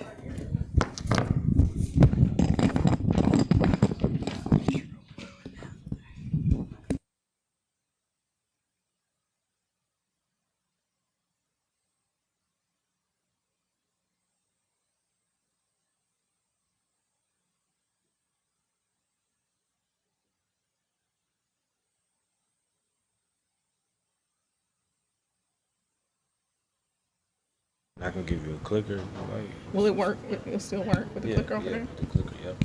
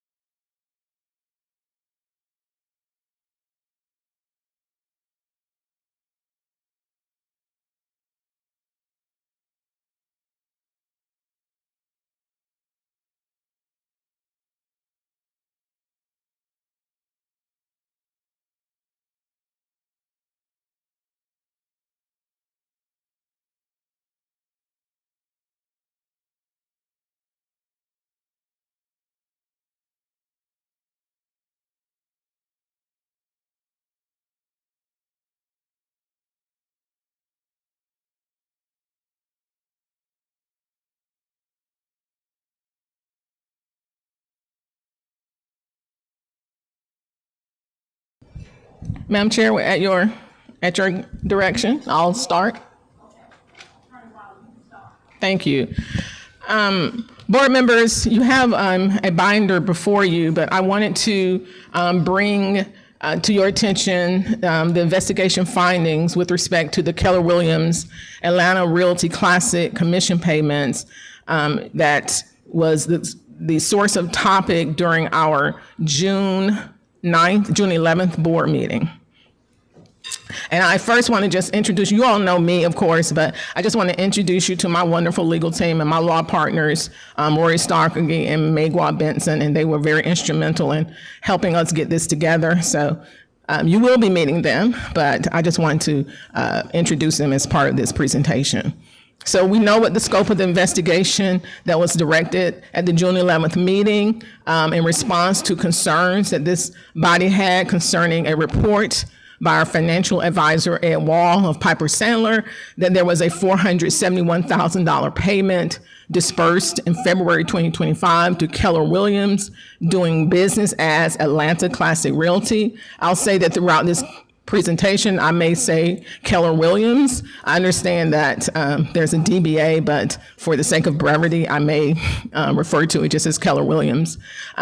We know that the payment was characterized as a commission that was allegedly earned in connection with the transfer of 6 parcels of property from the city to BIDA via quitclaim deed. And the board rightly had grave concerns about that. And I offered, and the board graciously allowed me to look into this further and bring this report back to you. So initially, there were issues that guided the investigation. You know, what were the factual circumstances surrounding the submission, authorization, and disbursement of the $471,000 payment to Keller Williams, including the internal process by which the payment was processed and approved, and the roles of the individuals involved in the transaction, the contractual basis, if any, under which Keller Williams claimed entitlement to a commission on these particular transfers, including the validity and applicability of the September 4th, 2024 buyer-broker agreement executed by former Chair Tracy Wyatt, and the status and terms of any prior or contemporaneous agreements involving Keller Williams, BIDA, and the City of College Park. We know that the propriety of the commissions are in question. They were based on the assessed tax value of quitclaim deed transfers, and part of this examination was to look into what work was actually done by the brokers in order to justify or shed some light on what they actually did. So I'm fulfilling this in response to the investigative directive, but my scope is limited to the propriety of the commission payments made to Keller Williams. I wanted to carve out the exception that I know that there's concurrent disputes between the former city manager, Dr. Emmanuel Adediran, and the City of College Park, just because I've seen the news. But I wanted to say that this investigation does not go to that, but since the city manager is not under the jurisdiction of BIDA, and that will remain separate between him and his former employer, unless, and to such extent as there are matters that intersect with the financial or fiduciary interests of BIDA in this investigation. I'm sorry, I hit the wrong button.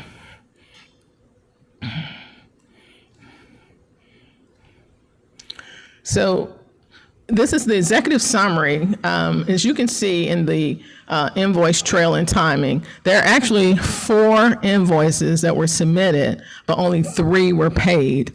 I think if you work our way up from the 804 upwards, the $471,000 invoice that was paid, it was the subject of Mr. Wall's presentation. But what we discovered in doing our investigation, that there was actually a $669,000 invoice that preceded 804. That the initial payment was $669,000. That was rejected by the executive director. And the 804 invoice was submitted, bypassing the executive director and going straight to the former city manager. And in that event, that $471,000 was paid. There was a removal of an item of about $1.9 million from the 802 invoice, and that's why you came down to that's why we got to 471. The 790 and 777 invoices were done in 2024, submitted, and those total about $74,000 total for those. And those, the one in December was approved by the city manager and the executive director. I think he had just gotten here. He hadn't been there that long, but we'll talk about the facts under which circumstances on which he approved that one. And the 777, that was approved by the city manager during a time that there was no executive director for BIDA. Mr. Hooker didn't come until maybe a week later after that particular invoice was approved.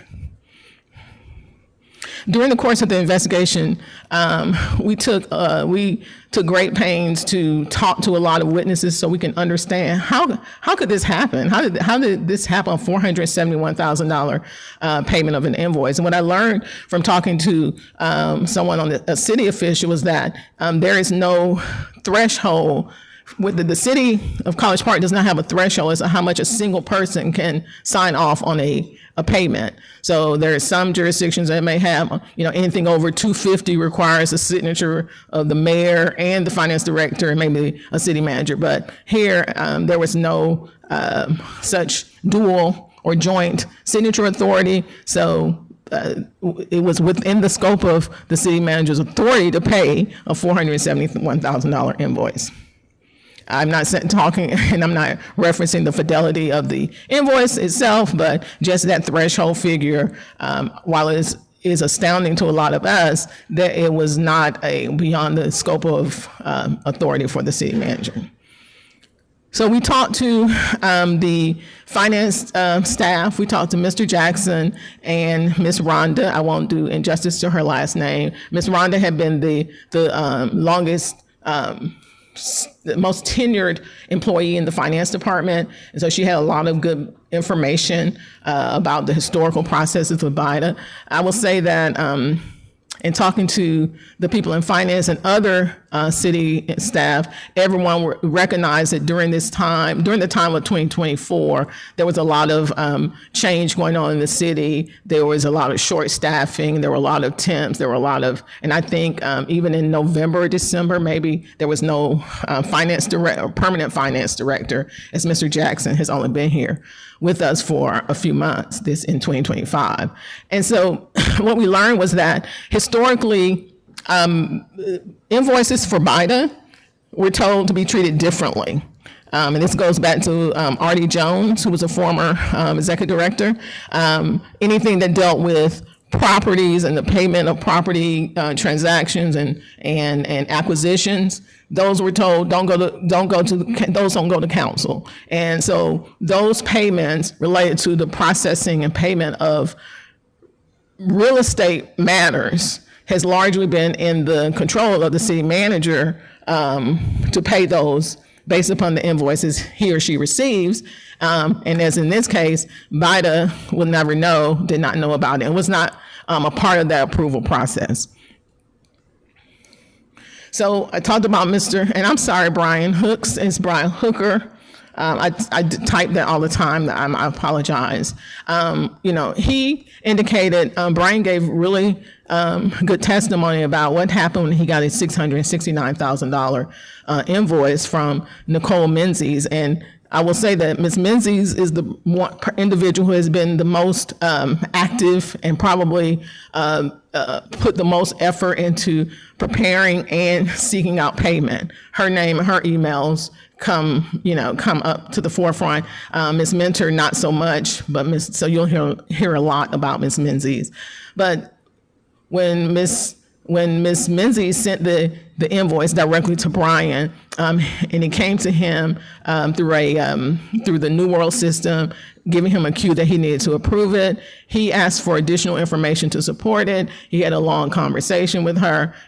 The mayor read an email where Ms. Menzies, at the last meeting, where Ms. Menzies was upset about the tone, Brian's tone. Mr. Hooker's tone was proportionate to the amount of the invoice of $669,000. And according to Ms. Menzies, the crux of their discussion was Mr. Hooker did not believe that a quitclaim deed transfer between related entities was a real estate action that justified getting a commission for. Ms. Menzies and Ms. Mentor, they were interviewed. Their attorney was present. He's here tonight, Mr. Kendall. And during that conversation, what I gathered from them was that they had been working on the 6 West project for years, all the way back to 2017. And they had never really gotten any money for the payment for it. So that seemed to be a guiding principle to me in making the changes that were in the 2024 agreement signed by our former chair. And, you know, they claimed that they were told they would get these deeds transfers, and they had a working assumption that they would get paid off of transfers from the city to BIDA. Our former chair, this is just a summary. This is just a summary, but he acknowledged that he was serving in a dual role with BIDA because there was no executive director. So he and the city manager were sort of doing things to keep the department moving, and that they presented the contract to him at City Hall. And he said that Stream Realty, who was one of your previous realtors who were over the 6 West development, they had stepped back and then they were stepping in according to him. He said he assumed it had been approved, but he signed the document in good faith, unaware that it needed formal board action, but he recognizes now that it does. I will say that when Mr. Wyatt signed that agreement in September of 2024, Nicole Menzies and Phyllis sent a copy of that executed document to your former BIDA counsel, and it tells your BIDA counsel what the changes were and that they now would be getting paid off of deed transfers based upon the assessed value of the properties. Mr. Wyatt said he never had a conversation with your BIDA attorney about that email.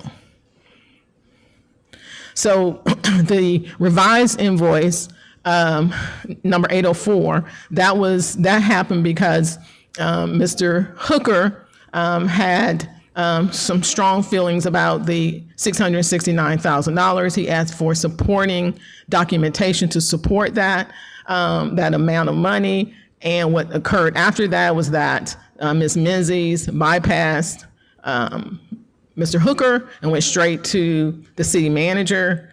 And from there, she started dealing exclusively with the city manager, Sabretha Beasley, and Rhonda in finance, pressing for the payment to get made when she can get it.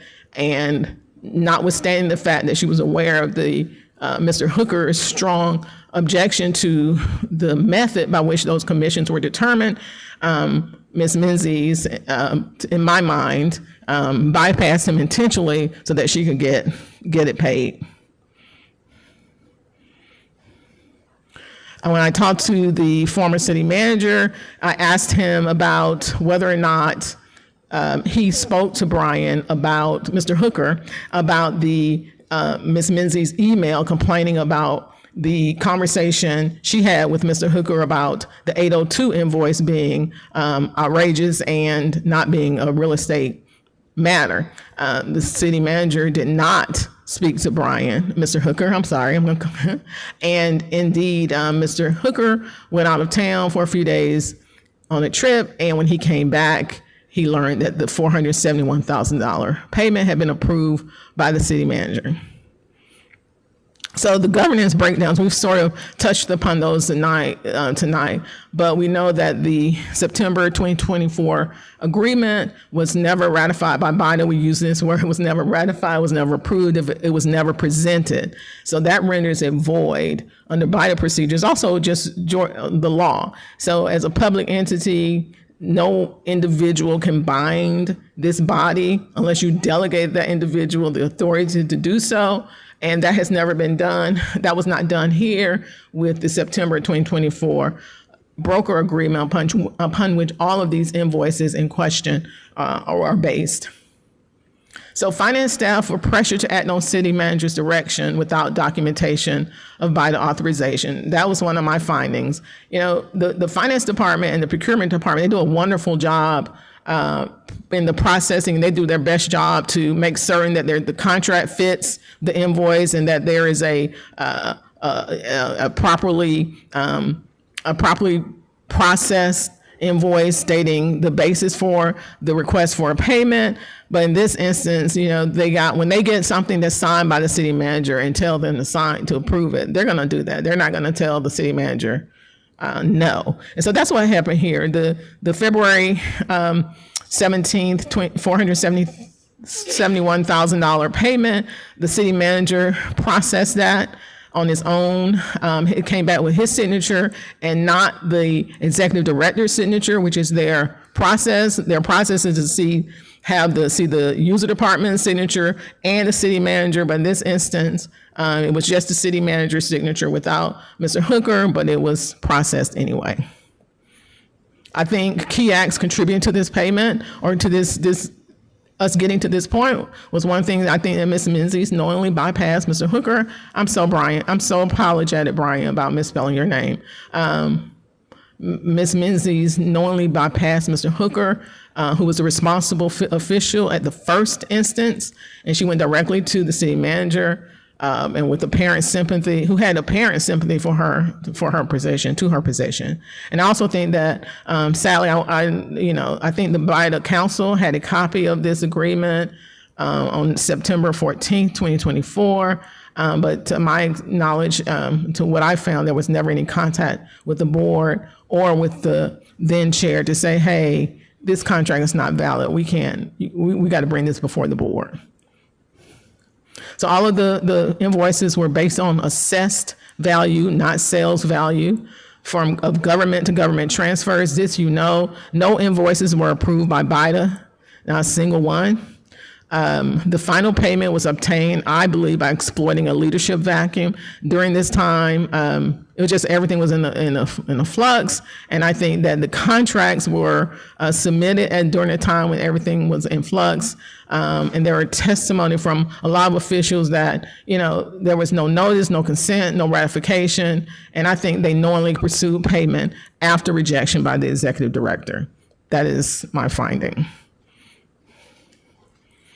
So I won't go over this. This is just a historical, background on BIDA and city interoperations. We've spoken about that tonight, but I do believe that is a direct and proximate cause for what happened here today. There's been discussions I've heard publicly, so I wanted to just say that the city's spending protocols do not apply to BIDA. BIDA's protocols control disbursements on behalf of BIDA. There's been a lot of talk about the city manager could not spend more than $10,000. But that is for, as you can see in the first sentence, those are for contracts on behalf of the city of College Park as to matters within his jurisdiction. So this section 4-7I of the city's code of ordinances, the charter, does not have any bearing on payments made for BIDA, on behalf of BIDA. So the subject invoices were created pursuant to a purported contract with BIDA, not the city. Payment of those invoices is not a matter that was in the city manager's jurisdiction. There was no authorization by BIDA, and the invoices purport to cover services delivered to BIDA, not the city. And the payment of those invoices were derived from budgeted funds allocated to BIDA, not the city's general fund or other fund for which the city has unilateral disbursement authority. And the mayor pro tem said it perfectly, because once the governing authority allocates and approves a budget for BIDA and all those line items, then BIDA's responsible for drawing down those funds and acting in accordance with the governing authority's directives and the monies that they have budgeted. So we're talking about revisiting the financial operations between the city and BIDA. I won't go through that because we've talked about that, and we all know that we need to do something. and you all did something tonight to, well, no, we didn't. We almost got close. So if anyone have any questions right now, I want to go through briefly. We have two types of agreements here. We're dealing with listing agreements, and then we're dealing with a buyer-broker agreement. Those agreements are very different in the scope, but I wanted to talk about them a little bit because they have a direct impact on how we got here. And so, I keep hitting the last one. So the city of College Park initially started out with Keller Williams, and it's in your tag exhibit 3. There's a listing agreement, and these listing agreements are only for 1 year. They expire, and these listing agreements are basically giving these realtors the ability to sell those properties, not acquire them, but to sell them. I'm not sure. Okay, so as you can see, this first one that was done in 2019, this is 6 West. This was the Exhibit A that I have off to the right here. This is the 6 West property that they had the Keller Williams Realtors had the exclusive listing, 53.5 acres. The commission was, and also all of these listing agreements would say City of College Park and BIDA. And some of them would be signed by the BIDA chair, Mayor Pro Tem signed one in 2022, but these were joint because, as you can see, the scope says that this is properties jointly owned parcels, city and BIDA. I think perhaps they probably didn't know who owned them, but they were trying to get the listing covering both entities. The commission was only 5%, and that's just based on traditional sales, no mention of transfers by quitclaim deed or assessed valuation. So I also will say that this agreement expired in March 30, 2020, and cannot be used or relied upon as a basis for the current invoice. The second one, when the 2020 when it expired, the city entered into an agreement, city and BIDA, with these realtors, but not for 6 West. This time, this is the Camp Creek. I'm sorry, this is how the exhibit looks, but this is for the Camp Creek Global Connector Parkway, and it's still about 55 acres, and there were some sale price guidelines, but this commission structure is based strictly on negotiated sales, nothing less. There's another one that came through for the renewed after the 1 year expired, another one for the Camp Creek Global Gateway Properties. And then this is one that was signed by former Chair Wiley in November 14th, 24. You have that in your packet, and did I pull it up? I think, so you have that, but in this particular agreement, if you'll notice that this one started doing some things, talking about swaps and exchanges. Let me find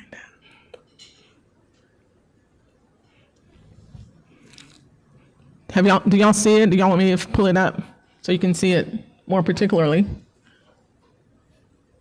But this is also is not valid because it was not approved by BIDA. It was not. This listing agreement was signed unilaterally by then Chair Wyatt, and so we just had something. We're working on closing out a PSA for this particular property now. We don't have a valid agreement with the brokers, and so we had to take them out. I had to take them out because they don't have a valid agreement because this November 14th agreement was never ratified by BIDA and never brought to the board. So the tenant buyer broker agreements, which is the type of agreement that is the basis for the excess payment, commission payments. The City of College Park has had 2 of them, February 12th, 2018, and another one that was entered into on March 22nd, 2023. We talked about that last time. And these are 3-year agreements. So this March 22, 2023 broker agreement is still intact. It is active with the City of College Park. It does not expire until March 22, 2026, unless City Council takes some affirmative action to cancel it and terminate it. But this is an agreement that still exists. So this is this property. Let me just go down here. So this particular property that was in this buyer-broker agreement, this is as distinguished from the listing agreements. This agreement did not authorize the broker to sell property. It's Keller Williams was hired to assist the city in acquiring property. So the city is a buyer or a tenant, and the agreement did not authorize them to market or sell the property. They had no authority to act as a seller's agent for the city. Their only exclusive responsibility was to identify, negotiate, and acquire real property. And this is the parcels listed. Those are some of those were 6 West properties. This agreement, the term of this agreement, you have it in your packet, is 1 year with automatic renewals of up to 2 years. So you have two additional 1-year terms. So this particular agreement in February 18, 21, I think this is when Artie Jones was here, was your executive director, and this expired in 2021. So then we have a 2023 agreement. The mayor has been asking for what was the agreement in 2022? I was feverishly looking for that as well, Madam Mayor, and here's what we learned. There is no agreement for 2022. None existed. There was a gap in agreement, and so, which makes the 2022 transactions that support the $471,000 payment even worse, because there was no agreement in place in 2022. So this 2023 tenant buyer broker agreement, these are properties that, again, acquire on behalf of the city of College Park. And it doesn't expire until March 21 of next year. BIDA then so at some point, BIDA separated out and it entered into an agreement, a realty broker agreement. You have that in your packet with Stream Realty 46 West. 46 West. That's the only agreement that this body has approved properly. The other 2 agreements is September 4th, 2024. I have it in red because it's a no-go. It was not approved by this board. And then the other listing agreement from November 2024 was not approved.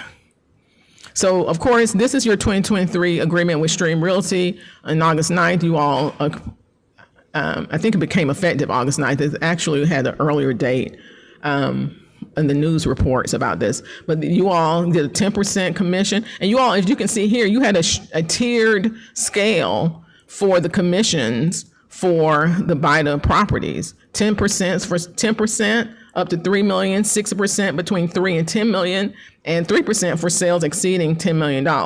So there was no flat 10% rate. These were based strictly on actual sales, and payments were to be made at closing. There was no provision allowing for commission based upon any swap or intergovernmental exchange between the city and BIDA. At some point, the relationship ended with BIDA, and then this is the September 4th agreement that brought us, that is the subject of these invoices that were paid. So as I stated, BIDA may only be bound to contractual obligations through formal action by its governing board at a properly noticed meeting. No such board approval was obtained.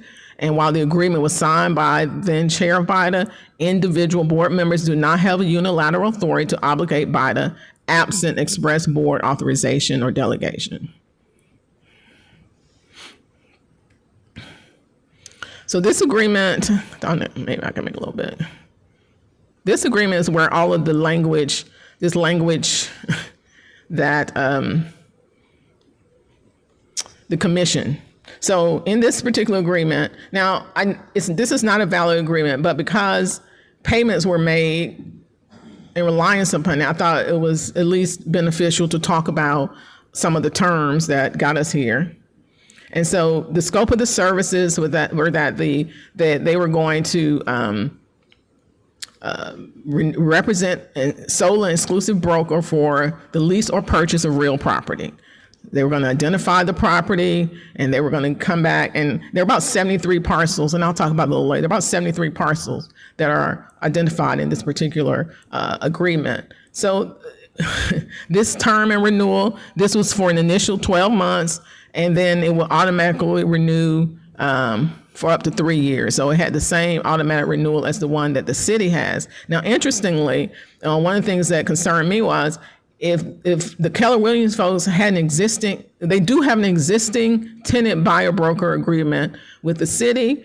That agreement has a no dual agency clause in it, prohibits them from representing anyone else that's connected to the same property, or absent the authorization of the city.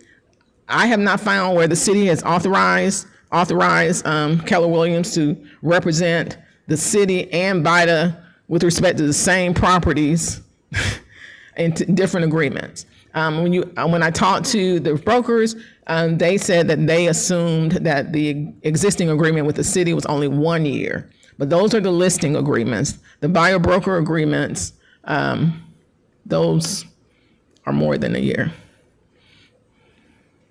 The commission structure is what's odd here. So they're highly unusual and problematic, in my opinion. One of the lawyers in my firm, she's a licensed broker, and she did the research on this, and she looked at this as well. So the standard commission rate that's in this agreement says that BIDA shall pay Keller Williams a 10% commission on the purchase price or the appraised value. And then we have the infamous land swaps, deed transfers, or exchanges between entities. Now, it says here in paragraph 3 of the agreement, and this says that even if there's no purchase at all, and if it's a non-purchase, then the commission is to be paid at the full assessed property values. But there's a caveat that says that the brokers will have to have had material involvement in the transaction. And I don't want to speak for their talented attorney who's here, but one of the things he's said to me is that they were materially involved, and they have a reasonable value of services claim that's looming there that he is going to assert on behalf of his clients. I asked them about that. Send me the information to let me know what all this material involvement you had. And I got a bunch of documents last night, and I respectfully asked the attorney, you need to put that in a cohesive document. I'm not going to I can't sort through all those emails and documents to determine how much time they actually spent, if that's even important to this board. There was also, if BIDA walked away from a deal where the seller accepted BIDA's offer, then Keller Williams would be entitled to a $100 to $25 per hour service fee for the time spent. And what the brokers explained was that they had been working a lot, doing a lot of work, and sometimes they would get everything ready to close or have a PSA signed, and then BIDA would change his mind, and then they would just not have had any money generated from all of that.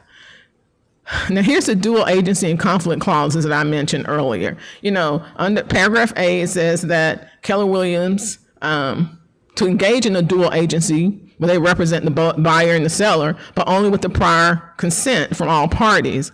So, as I indicated, Keller Williams was already under an exclusive buyer-broker agreement with the city of College Park, and they were required to abide by that particular contract that says you have to come to the city and get prior approval, which they did not. So I think they were required to come to the city to get permission to have another exclusive buyer-broker agreement with BIDA. But it involves the same set of properties, so I just think it's a conflict all the way around. And it will be up to the city to determine what it wants to do with that particular agreement that won't expire to next year. So this particular contract was sent via DocuSign.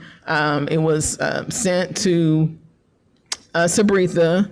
Nicole sent Sabretha. Sabretha sent it to the chair, Tracy Wyatt, and everyone signed digitally. And so I did the parcel comparisons for the September 4th, 2024 agreement and the previous city agreements. And they're all the same. They're taking the same properties and they're just attaching them. So everything in the city's 2018 and 2023 buyer broker agreement, the latter of which is still in effect, was added and included in the one for BIDA. So that seems problematic.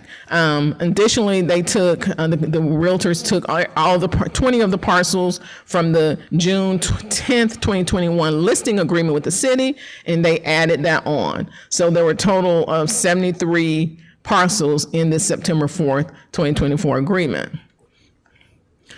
So there's overlap in terms of the parcels, and there's nothing that indicates that anyone knew about that. And again, the Keller Williams says they thought the city's agreement had expired. So there are 4 invoices and 3 payments, and we talked about those earlier. I gave you, there's a spreadsheet. I don't know if you want to look at those. We did a comparison to make certain that the assessed values that were claimed on the invoice were the actual assessed values on the tax assessors, and they are. So they weren't fudging on the numbers there. It was a 1-to-1 comparison. Now, there are 2 invoices. The 802 and 804 are each dated February 2024, February 11, 2024, and Ms. Menzies, who prepared each of these invoices, author each of them, said that that was an error. These should have been 2025.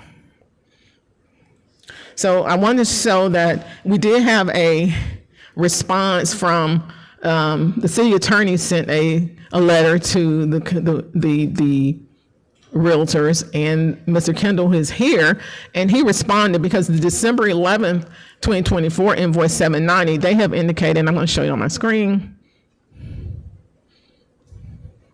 and that's in your package, board members. They indicated that these parcels, they looked at the December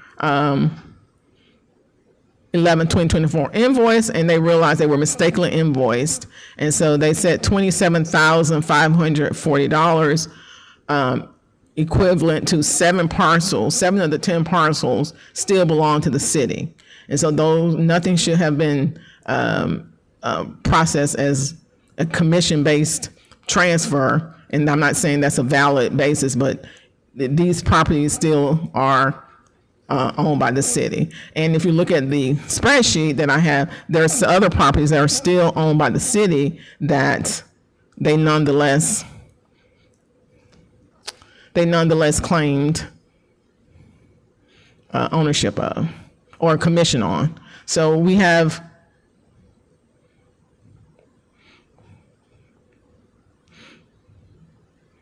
I'm not sure if you want me to go through that. You have those, and I know time is getting away from us, so I don't have to go through the PowerPoint and the Excel spreadsheet. You have that before you, and you can look at it. But I do have some recommendations that I would like to speak to this board about as far as the next steps, and I would, because these are legal recommendations and based upon my analysis, my legal analysis, and what I have opined from the facts that I have gathered, I would like to discuss those with the board in executive session. If you have any questions, I'm happy to answer.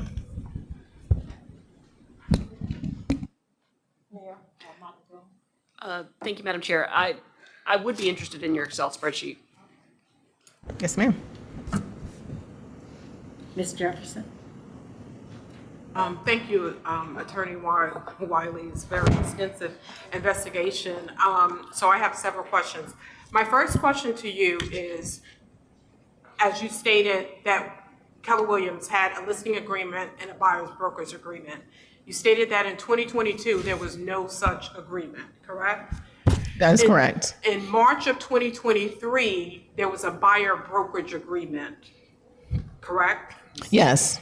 Okay, and that agreement was signed by who? That was approved by the city council and signed by Mayor Motley Broom And was that agreement ever disclosed to the BIDA board?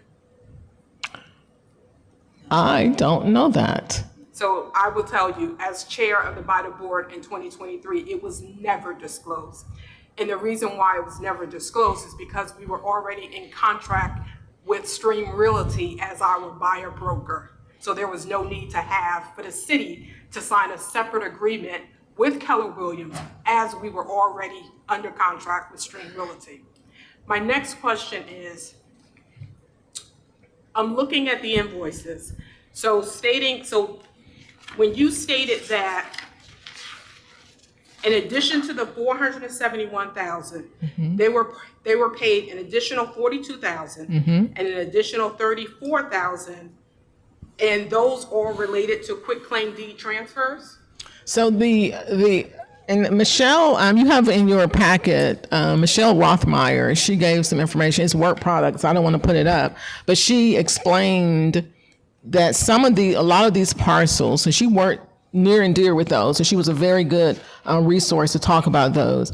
She indicated that a lot of these parcels, these are City of Atlanta transfers, they were just being retransferred. They had already been transferred from 2013. There might have been a misnumber, or some kind of transposing of numbers, but when they refiled in 2022, when they refiled those deeds, the January 18, 2022 deeds on which the $471,000 payment is based, those weren't new acquisitions. Those weren't new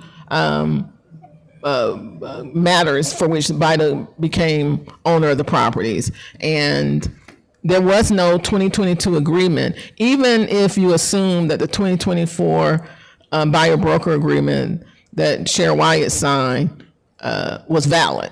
There's nothing in that agreement that mentions retroactive payment, that you could go back 2 years to a period where there was not even any type of listing agreement. There's nothing. So that's a stretch to go back that far. And I think when I spoke with Ms. Menzies and Ms. Mentor, they acknowledged that there's nothing in the agreement that the Chair Wyatt signed that speaks to retroactive commission payments. And so, as you stated, the 2022 quitclaim deed transfers, those transfers were processed by our closing attorney, Michelle Rothenmeyer, correct? Some of them were not even closing. Some of them, these were just matters that we need to clear up. And they might have been just City of Atlanta just needed to, apparently there was an agreement with the City of Atlanta and the City of College Park that the city would transfer a host of properties. And so in doing that, the city may have missed some. There may have been the parcel ID numbers not properly transposed, and they weren't even closings. They weren't even real estate closings. Exactly, there were quitclaim deeds transfers. So what I'm asking is the fact that in 2022, the quitclaim deed transfers process and fiduciary responsibilities was actually performed by the closing attorney, but it was invoiced by Keller Williams, who did not complete those transactions. Now, they indicated that they would say the Keller Williams brokers will say they did a lot of work too. They worked with Michelle. They helped Michelle too, and they were a part of the cleaning up of the parcels with the City of Atlanta. And so that's part of the query that we asked them to provide. What did you do? Do you have something to show what you did and how much time? Whether that's relevant to this body or not, to the extent they say they would do something because of the work and efforts, how is that calculated, or was it even recorded?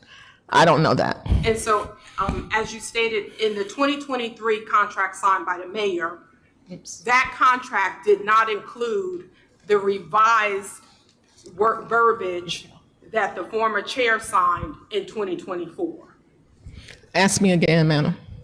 The contract that the mayor signed in 2023, that buyer brokerage agreement was the same contract used in 2024, but the language was revised as it pertains to the commission on what they can get paid. Yes, in 2024, the agreement. Yes. Okay. My next question is this: can you recall when you performed your instructions in SOP and charter and bylaws, you performed that presentation before our board in 2024. It was early maybe March. It was March or April of last year. Or no. It was 2 times. So we did it once with the IGA. We talked about it. But unless you're talking about February of last year, I'm confused. I've done a number of these, so I'm not sure which one you were talking about. Yes, but what I'm stating is that in 2024, you came before this body, this board, as former chair Wyatt, and you presented what our protocols and policies were under our charter, our SOP, and our bylaws. I wouldn't trust your memory. Okay. And in your professional opinion, since you came before this board and you presented exactly what this board due diligence, I would say conformatory due diligence should have been, in your professional opinion, how many violations did the former chair Wyatt violate when it pertains to our charter and our SOPs and our bylaws and pertain to this transaction? Well, I didn't look at that in that context because he signed an agreement. He signed 2 agreements that were not brought before this body, and so it's invalid. I did not take the next step to say I wasn't investigating to see, okay, well, what did the former chair violate under BIDA's rules and processes and bylaws? And so that was something I did not do. Okay, And but in your professional opinion, with him signing agreements twice, and because that training had been conducted by you, and also Sabritha Beasley had sent out the SOPs for the orientation early in 2024, there was clear awareness and policy in place that this entire board was fully disclosed of their responsibilities. And with that, you're stating that there were 2 violations by him signing 2 agreements without the approval of this authority board. So in essence, he violated those procedures. Okay. My last question. Has the city attorney sent forth a reprimand to Keller Williams in regards to them paying this monies back to the city? So I learned from the brokers themselves that they had received a settlement demand letter from the city attorney's office. And I reached out to the city attorney because I did not think that that was the city's fight. Although all the money came from the cities and city coffered, this is a BIDA agreement. This is the BIDA funds that these funds were paid from, contingencies, legal. They were paid from all different kind of accounts just to make it work. And so I believe then, I believe now that if formal action is to be taken, certainly the city is just as much a part of wanting this money to come back. But if the money comes back, it should come back, in my opinion, back to be restored to BIDA's account, because that's where the budgeted funds were dispersed. So we respectfully agreed to disagree, and I certainly don't fault him for sending it out. I just would have preferred that he waited until we at least have this investigation completed. Okay, thank you. Okay, Mayor Motley Brown. Ms. Wiley, I'd still like to see your Excel spreadsheet. Yes, ma'am. And I want to be clear about the 2023 contract, which was approved at a publicly noticed meeting of the mayor and city council of the city of College Park on March 20th, 2023 in open session. I mean, that it was duly approved. So I don't want anyone to think that it wasn't. There we go. But yes, I would love to see your Excel spreadsheet. Yes.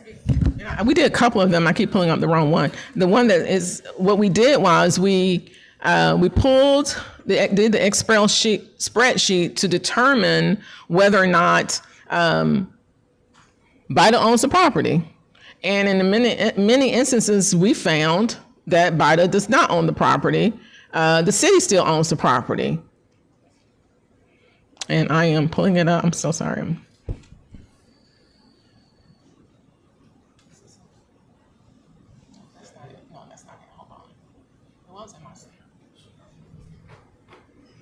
The comments. Let me see, BIDA. And there were also some of the invoices. They sought money for Brady Center, the adjacent property to Brady Center, which, here we go. Yes, this is it, yes. Okay, so this is for each of the invoices, and we have 777, 790, 802, and 804. We did a look to see who owns these, to see even if this was something that, if you arguably were going to try to claim ownership, commission on. So the October 2024 transactions, these, and Michelle, in your package, Michelle Rothmar talks about these. So BIDA owns all of these, but the issue of whether or not a commission was warranted, that's a question that we can discuss in executive session. Obviously, the contract was not valid upon which they based this 10% commission. So legally, none of the payments that came from that invoice are valid either. Let's look at invoice number 790. This is the December 11th one. This is the one in which I just showed you Mr. Kendall, their attorneys indicated that the city of College Park still owns the majority, 7 of these 10 properties. And you can see those there. I don't know.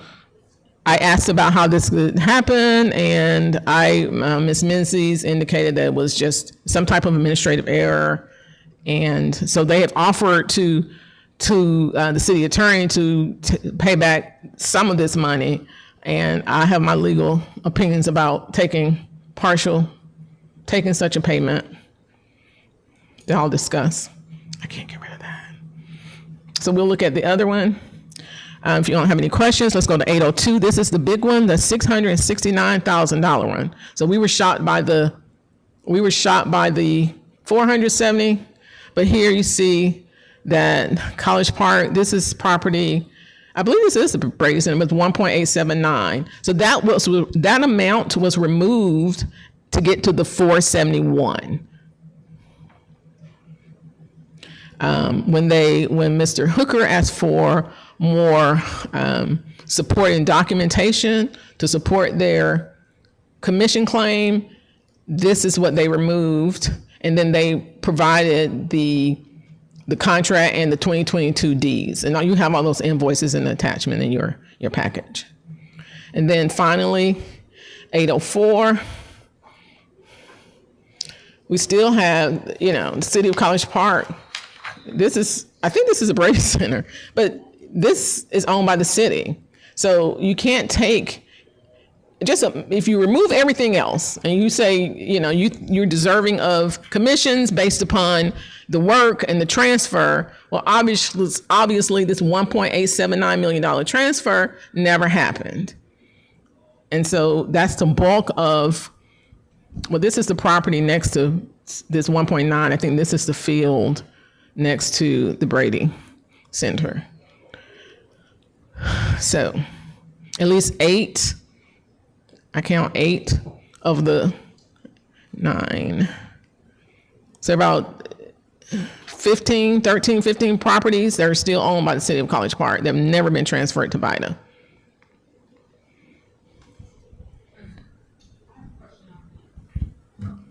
On the previous one, I think it's the 790 that you had on that spreadsheet there.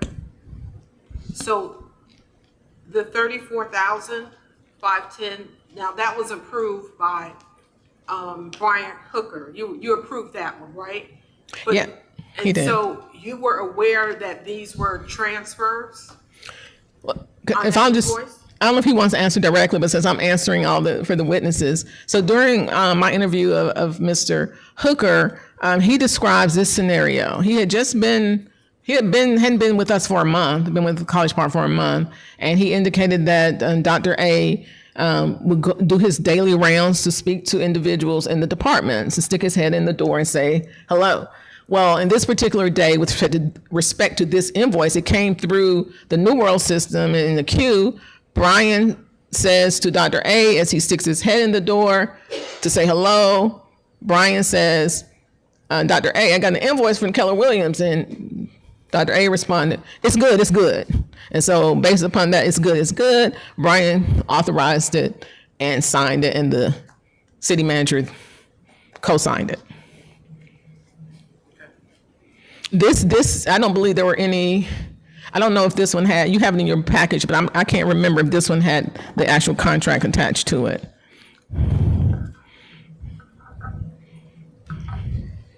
So yes, that was approved. Madam Chair. Are you finished? Okay.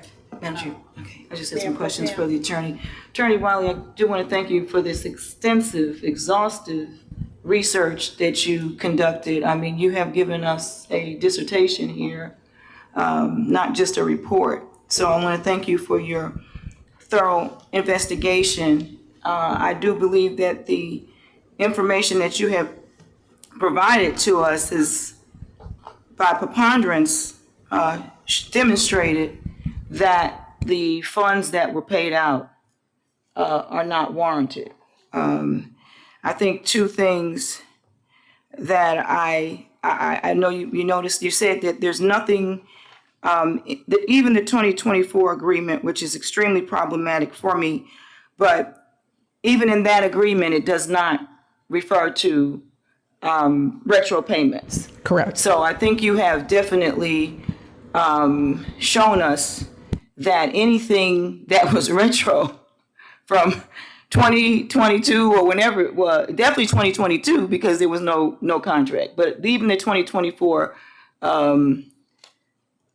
illegal contract does not even refer that anybody should be paid for 2022. I think the issue also, when I look at the invoices that have been provided in this packet, it's unfortunate that those invoices that had parcel numbers on them were not like what we're looking at on the spreadsheet, on the other spreadsheet, not this one per se, but that actually had the dates that the property was put into BIDA's hands. So even for one looking at an invoice, if it doesn't have 2022 on it, that's a problem for me as well. But again, there was nothing in 2024, and it seems like the payment, the mayor did mention the 2023 agreement, the broker agreement that was approved by council. That's still valid. Yes, ma'am, it's still valid. Yes, and she mentioned that, and that agreement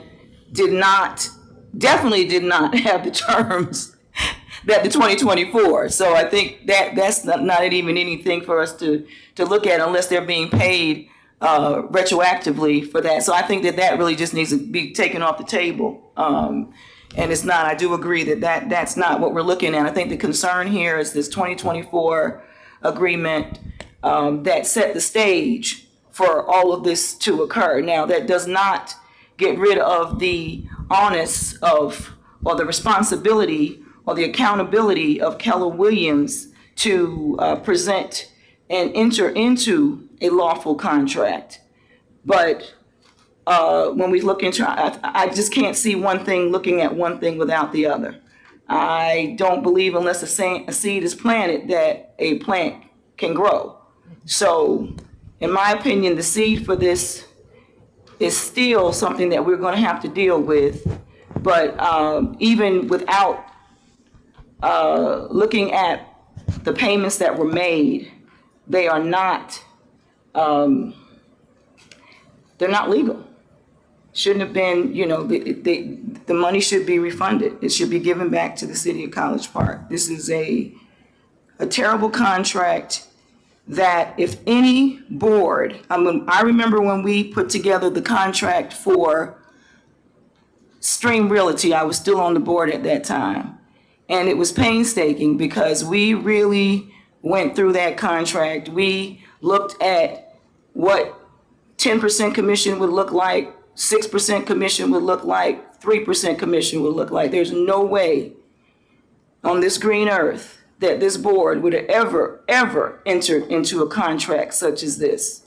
And I think that's why it's important and why we have rule, we have law, we have order, because one person is not a democracy. One person cannot make the determination for a board. And I guess we'll deal with that later, but again, this would never have occurred had this been brought before the BIDA board.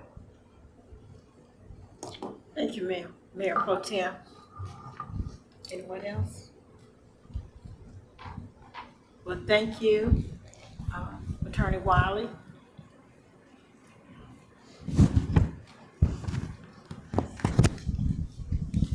Thank you. Do I have a motion to go into executive session? So moved. Do I have a second? For the point of order, what's the purpose? Litigation. Legal updates. Madam Chair, Madam Mayor, we have to discuss litigation, and so the attorney is here to discuss that. So that would be the purpose for entering into executive session. That's fine, just need a purpose. Yes, ma'am. Question, do we have to enter into executive session is a choice, it's not a. It is a choice. So is there a reason why this has to be dealt with in executive session? I think this is also an issue that the public has a great interest in. So I would recommend that we continue this in open session. We have a separate matter, another lawsuit for legal. Absolutely, I understand that. I'm talking about this, continuing this particular discussion and then going to executive session for the litigation or legal update. You are correct, Madam Mayor Pro Tem. The law says you may discuss these items in executive session. It doesn't say that you have to. So it's the will of the body.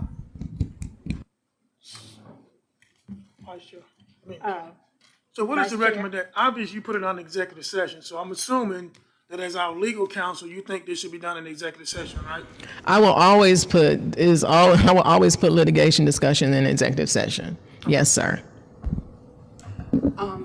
Madam Chair. Yes, Ms. Jefferson. So Attorney Wiley, the recommendation in regards to this matter is a recommendation, it's not litigation, correct?